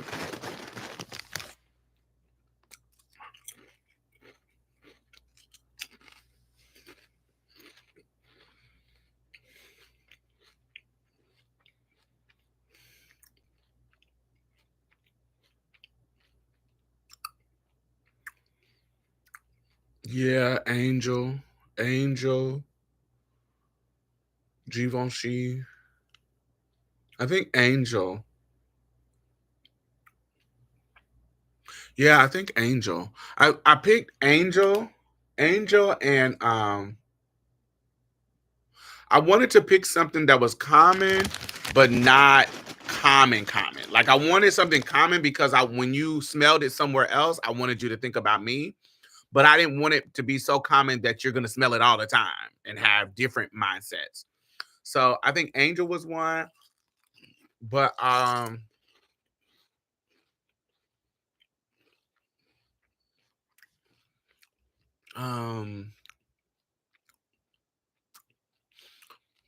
this is Winter Candy Apple from Bath and Body Works. Winter Candy Apple is one.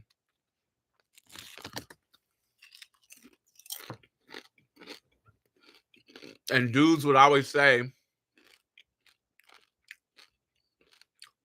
if they go into a Bath and Body Works, it reminds them of reminds them of me, or they smell a girl with Bath and Body Works on. Because I worked at Bath and Body Works for 8 years. But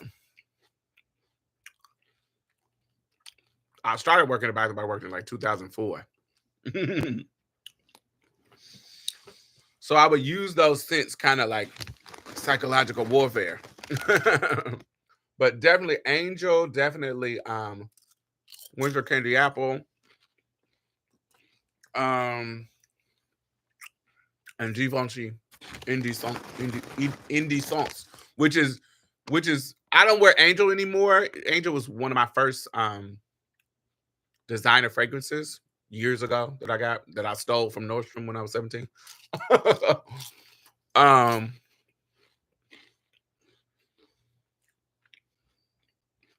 But Givenchy Indecent is that is one of my favorite lifetime scents. I love that. Um, what else? Yeah, that's about it. Angel and Givenchy.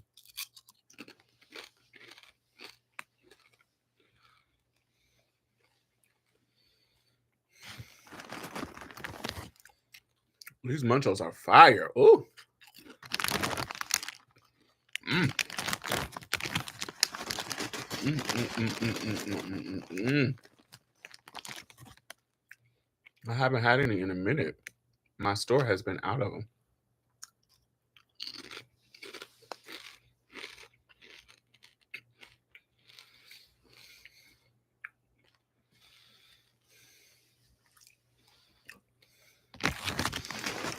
What have I been watching? I've been watching Dead Boy Detective Agency. That was good. I'm currently watching Madam Web. Um, I just got finished watching Bridgerton. I wasn't super excited about this. I was excited about it, but watching it, it was kind of meh. This season of Bridgerton.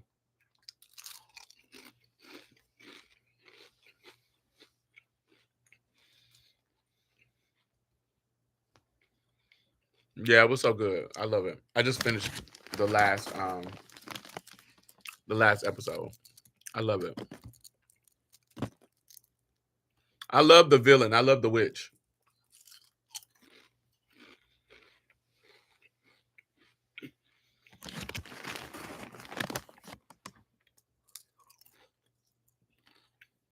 Mm, mm, mm, mm, mm, mm. Did you watch them? I did watch them. I did not like this season as much as I liked the first. I enjoyed Luke James's character. I didn't enjoy the writing as much in this season as I did the first season. They didn't of course at the end they connected to the last season, but this season didn't have enough insight in all the characters. Yeah, Luke did good. Um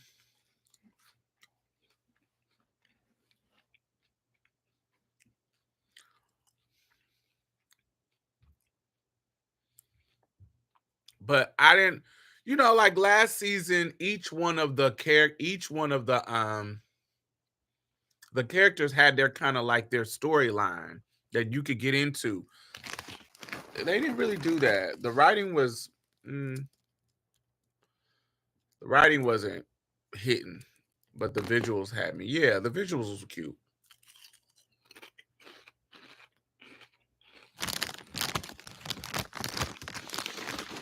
I didn't really think they explored the Raggedy Ann trope enough and explain its connection to the story. Um, did you watch Capote and the Swans? I tried to watch it. It was getting boring to me. And so I left it alone. I think I got to episode 3.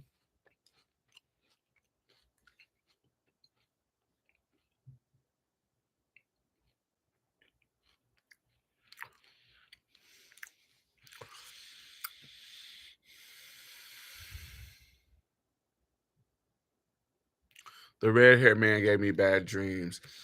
Yeah, they didn't connect that. It wasn't giving me it just really wasn't giving me what I needed it to give. The writing, it felt lazy. It felt lazy to me.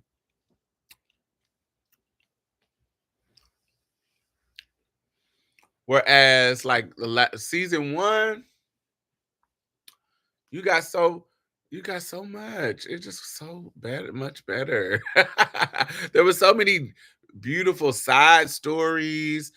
Um You had the scary stuff, but you also had the scary real life in person stuff. And I love the juxtaposition that they had in the first season, where there was some real life, non supernatural, scary, demonic shit happening on top of the supernatural, scary shit that was happening, and horrible, inhumane shit that was happening in regards to like the redlining and the house and stuff.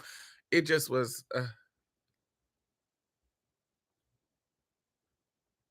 yeah, it just wasn't. The first season just was so much more thought out. They were making the connections, and the juxtaposition of the supernatural scary and the real life scary, real world scary. Yeah, they just didn't do that to me in the second season.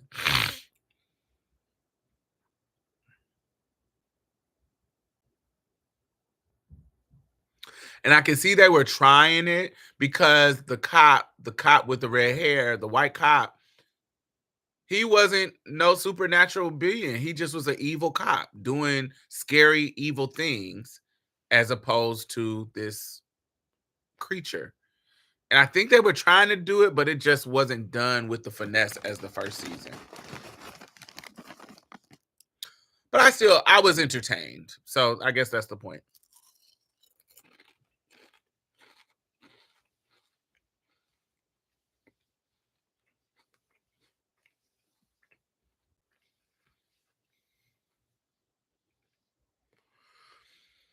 How did you lose so much weight? I got gastric sleeve August the 2nd.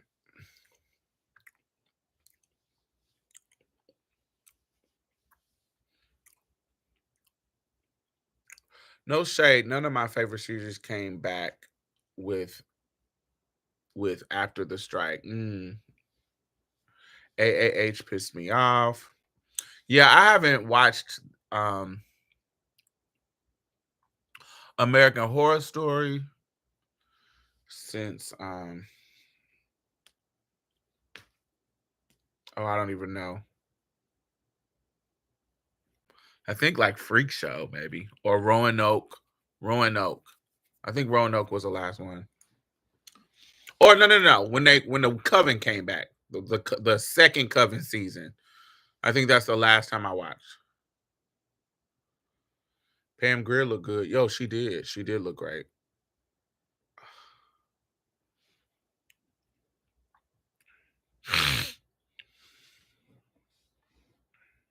Yeah, Apocalypse. I think that's the last one that I watched seriously.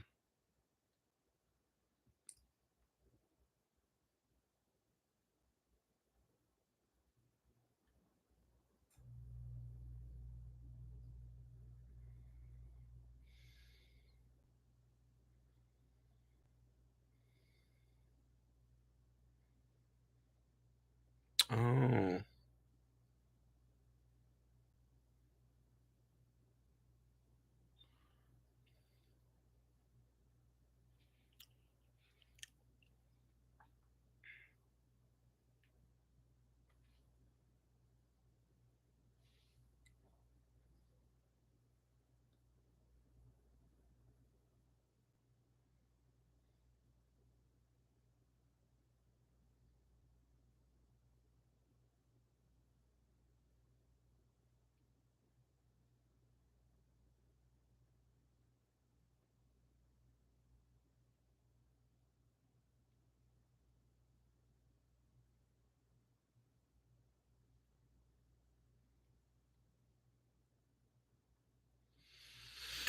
What are your thoughts on Anita and these concert shenanigans? Same thoughts that I have about like Lauren Hill. If y'all keep spending y'all money and they keep not showing up, who am I supposed to blame? Like one or two times, I get it. But like these people are notoriously doing these things. It gets to a point where you gotta not spend your money no more. I mean, wait till honey, you see the video on the on the internet. It's like you got to get to the point where, like, I would never buy a ticket to Lauryn Hill. Sorry, I want you. You get what I'm saying? I understand if something happens. But if it continues to happen, and you're especially if your response is, "Y'all better be glad I'm showing up at all." Oh, okay. You ain't got to worry about me. You ain't got to worry about me. Um, that's just what it is. I watched a sickening movie with no dialogue on Netflix last night called Monster. Check that out. Mm, no dialogue at all. They need to do them like, is that J Lo? Stop buying them tickets. They need to do them like Brian McKnight.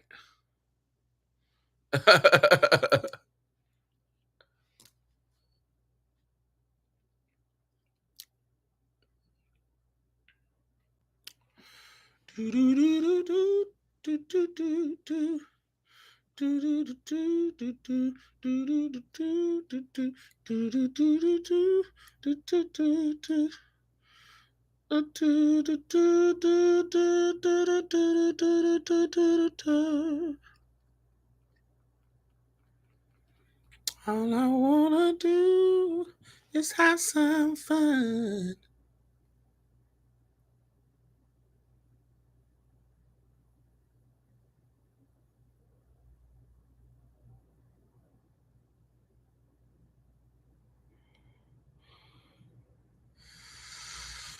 Until the sun comes up over Santa Monica Boulevard.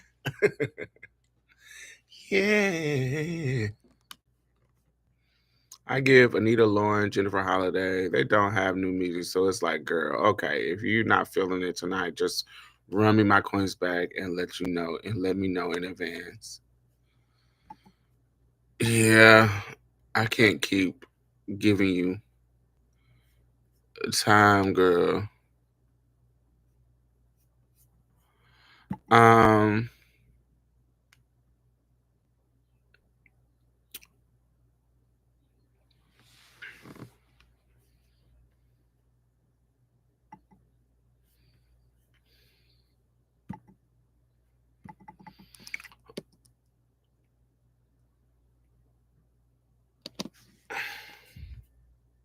my Mother's Day song did really, really good. Like it's my highest listened to song now.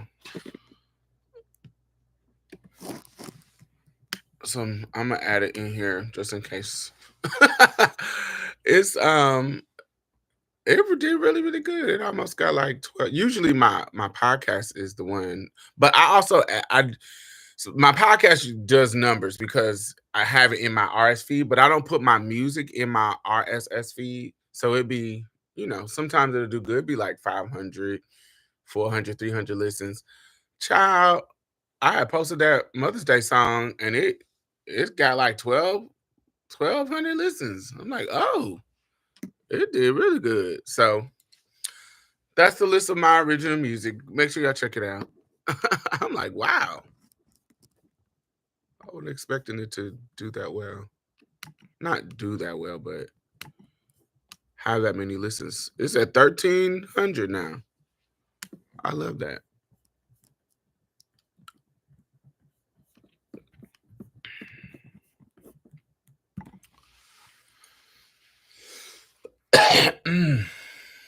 Man, what else is going on? I'm trying to think. Tonight, I'm supposed to be going to a gala, a masquerade ball. I need to find me a mask. I don't have to wear a mask, but if you say it's a masquerade ball, I feel like you wear a mask. I have some things that I can turn into a mask, but I want an actual mask. Um, but it's supposed to start at 8. This is what I'm wearing. I want to wear this is it's like a gold and black two, it's like two split gown. It's really really cute. Gold and black. That I wore this before, but and then wear my circle hat, which is this. And then I want a mask. I want a mask to cover my face with a stick. Wouldn't that be cute? With that gold and black at a masquerade ball. But I also was thinking about getting like a fishnet, fully covered, like stocking to cover my face and have the hat on top of it. What y'all think?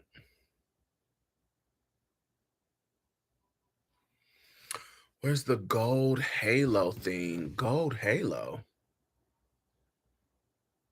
Gold halo. I don't know. Gold halo. Gold halo.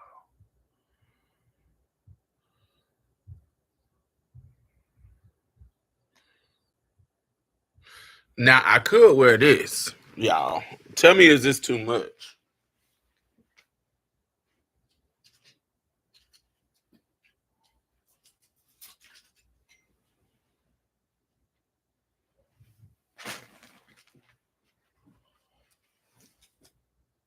Now this is a gown. It's mint green and gold. The titties is out because it's very spaghetti strap. But I have this right here, which is like a, like a shawl,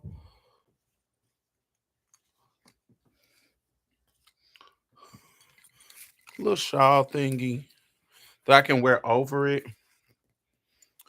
Cause the titties is out, honey, and I don't like it. Don't feel super. Yeah, but it kind of. I don't know if it's giving mother of the bride, but I have that. That's an option. I'm trying to think of what you're talking about. It's kind of spiky. A halo, a gold halo. I don't know what you're talking about, child. Gold halo is kind of spiky. Gold halo, kind of spiky. I don't know. I really don't. I don't know what you're talking about. Gold halo. I think it was for the wall. To have feathers on it. Gold spiky it for the wall. Hmm. Is it this?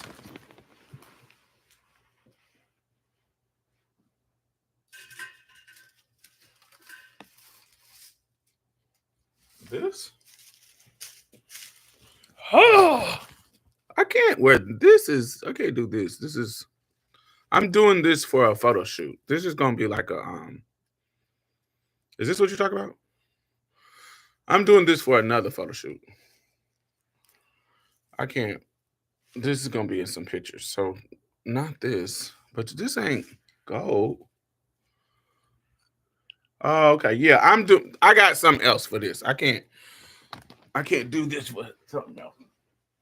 I gotta do this for I gotta save this for my pictures.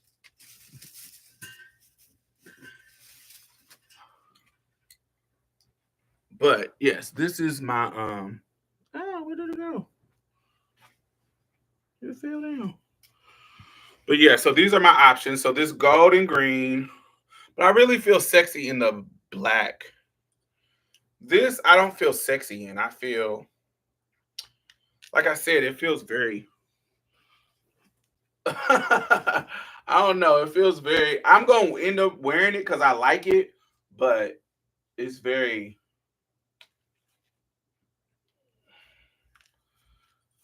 I don't know. It's giving very mother of the bride. So when I need to be conservative, then I'll wear this.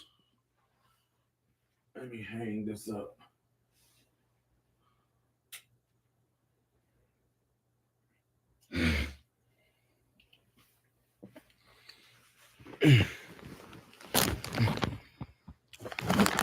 Yeah, that one. I'm doing a So on the 4th of June, I'm doing a Pride. Um, I'm doing a Pride photo shoot, and I'm going to recreate. Y'all know that picture of Marsha P. Johnson, where she's holding a sign saying "Power to the People." I'm recreating that picture, but I'm doing it high fashion. I am recreating three people. I'm gonna do three people that inspired, that kind of represent me as a trans person. So Marsha P. Johnson, that picture with the "We Are the People." I'm gonna do a version of that. I'm gonna remake it. I'm gonna remake three pictures. So that picture, there is a picture of Polly Murray in the snow. I'm not gonna be in the snow, but they are standing next to a tree in these kind of um in this kind of like, I don't know, it's like a biker jacket, slacks, this kind of button up shirt with this kind of these scarves coming out the top, and she got on this page boy hat, and they got on these like boots. I'm gonna do a real high fashion version of that kind of masculine tomboy look, recreating that picture of Polly Murray. And then last but not least, um I'm gonna do Jackie Shane. So Jackie Shane is a trans musical artist from the 60s to 50s. Um, Jackie Shane has a picture of her sitting in this bed, holding a cigarette with these nylon stockings and this blue dress. And I want to recreate that picture. Let me see if I can find the pictures for y'all real quick.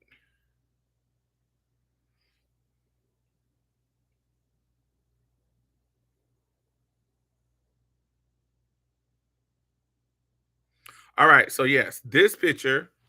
This is a picture I want to recreate of Polly Murray.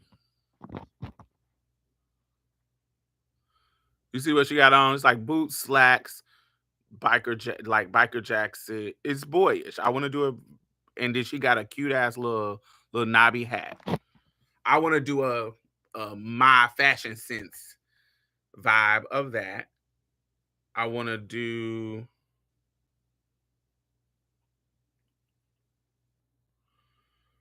There is a picture of Jackie Shane.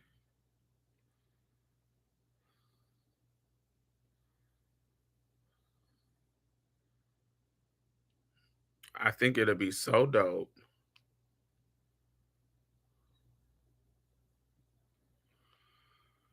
I like the black look. You can go to Hobby Lobby and get a gold leaf and something around the eye. Yeah, that's what I'm thinking about doing. I'm thinking about going to Hobby Lobby when I get off here. Um,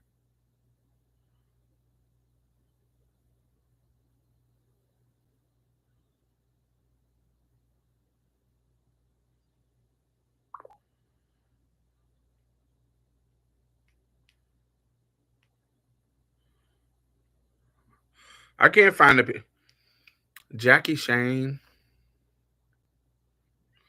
not Jackie Chan, bitch.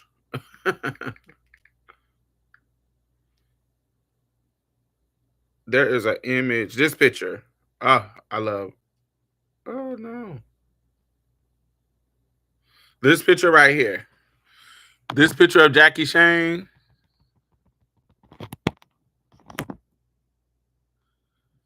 where she's in that bed. She's on this table with plastic all over it, and her name is at the top. So I want to put Diamond Styles, and then she has a cigarette in her hand and some nylon stockings. I want to recreate that picture. Ain't that dope? I think that's so fire.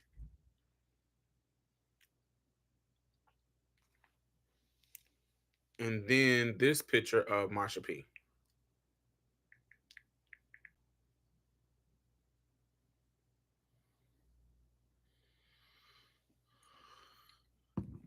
This picture of Marsha P. So you see how she holding that sign with that cigarette? Power to the people. I want to do a version of that. But let me show you what I'm aware. So she's on the street. So she just kind of protesting or whatever. But I want to hold that picture and it's gonna be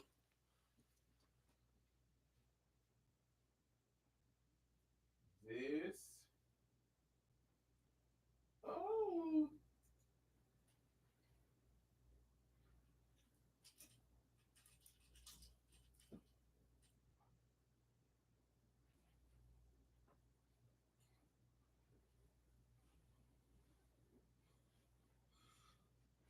So think about, so this is a long ass pantsuit.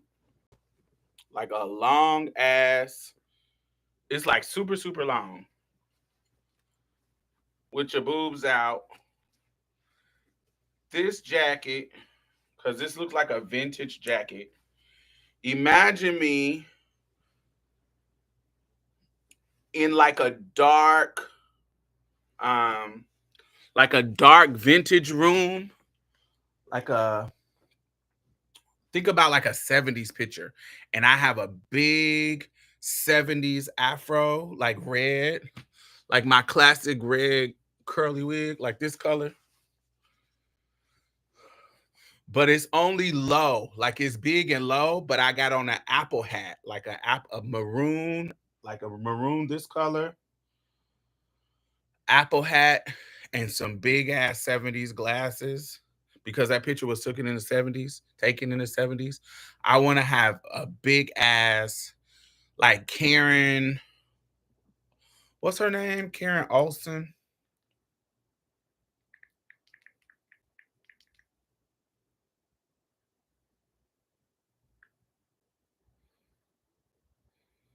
Karen Elson. Y'all remember Karen Elson, the model Karen Elson?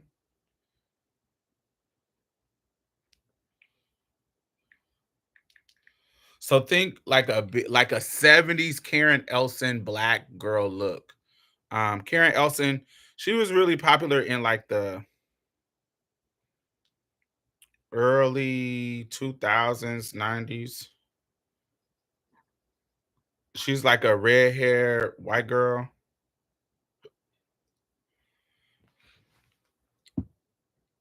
Her, Karen Elson. So Karen Elson, think about Karen Elson, but in like a big ass with a apple hat and these big ass 70s glasses. This jacket holding this big ass sign. Let's talk about power to the people with a cigarette. I just want to make it a colorful, dark 70s vibe. Like a very colorful, um,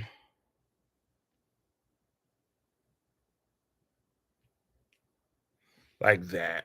Like a dark, but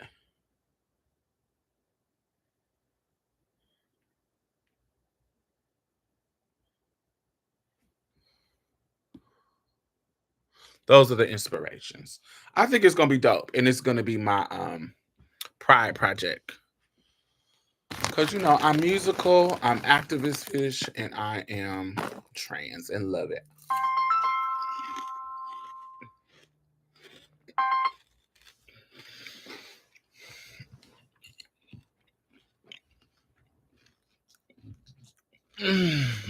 Somebody is calling me from North Carolina.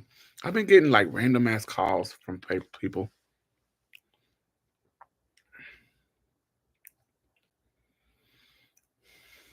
But yes, I have been got some stuff from the work. If you are traveling in August, I am doing a screening of my film. If you are traveling or want somewhere to travel to in August, I am doing a screening August the 21st. So I'm just giving an early warning. So August the 21st, I am doing a screening of my film called Intentionally Erased. It has me, three other Black trans women. Ty is one of them, Brianna McCree, Brianna Jenkins, and some Black trans, not Black trans, Black cishet men discussing anti-trans violence and toxic masculinity. And we will be doing a screening on August the 21st, and we will have a panel discussion after we are. That is the set date. So we are now in the process of just getting everything ready for the event. It will be at the Deluxe Theater here in Houston. The event is going to be free, and so you can come and see the film, and we're going to discuss it afterwards. And I hope y'all, if you are in the city, come fuck with us. But if you are not and you want to come to Houston, if you want a reason to come to Houston, we are doing an amazing event on the August the 21st. So save the date, come through, come see the film. It is really, really good. And yeah, check it out. And yeah, that's your excuse to come to Houston. But all right, y'all, I'm about to get up out of here so I can start getting prepared for my event tonight. I wanted to come talk to y'all about this Diddy stuff. So I hope y'all had a great weekend. I will talk to y'all later. All right. Bye bye. Make sure y'all thumbs up.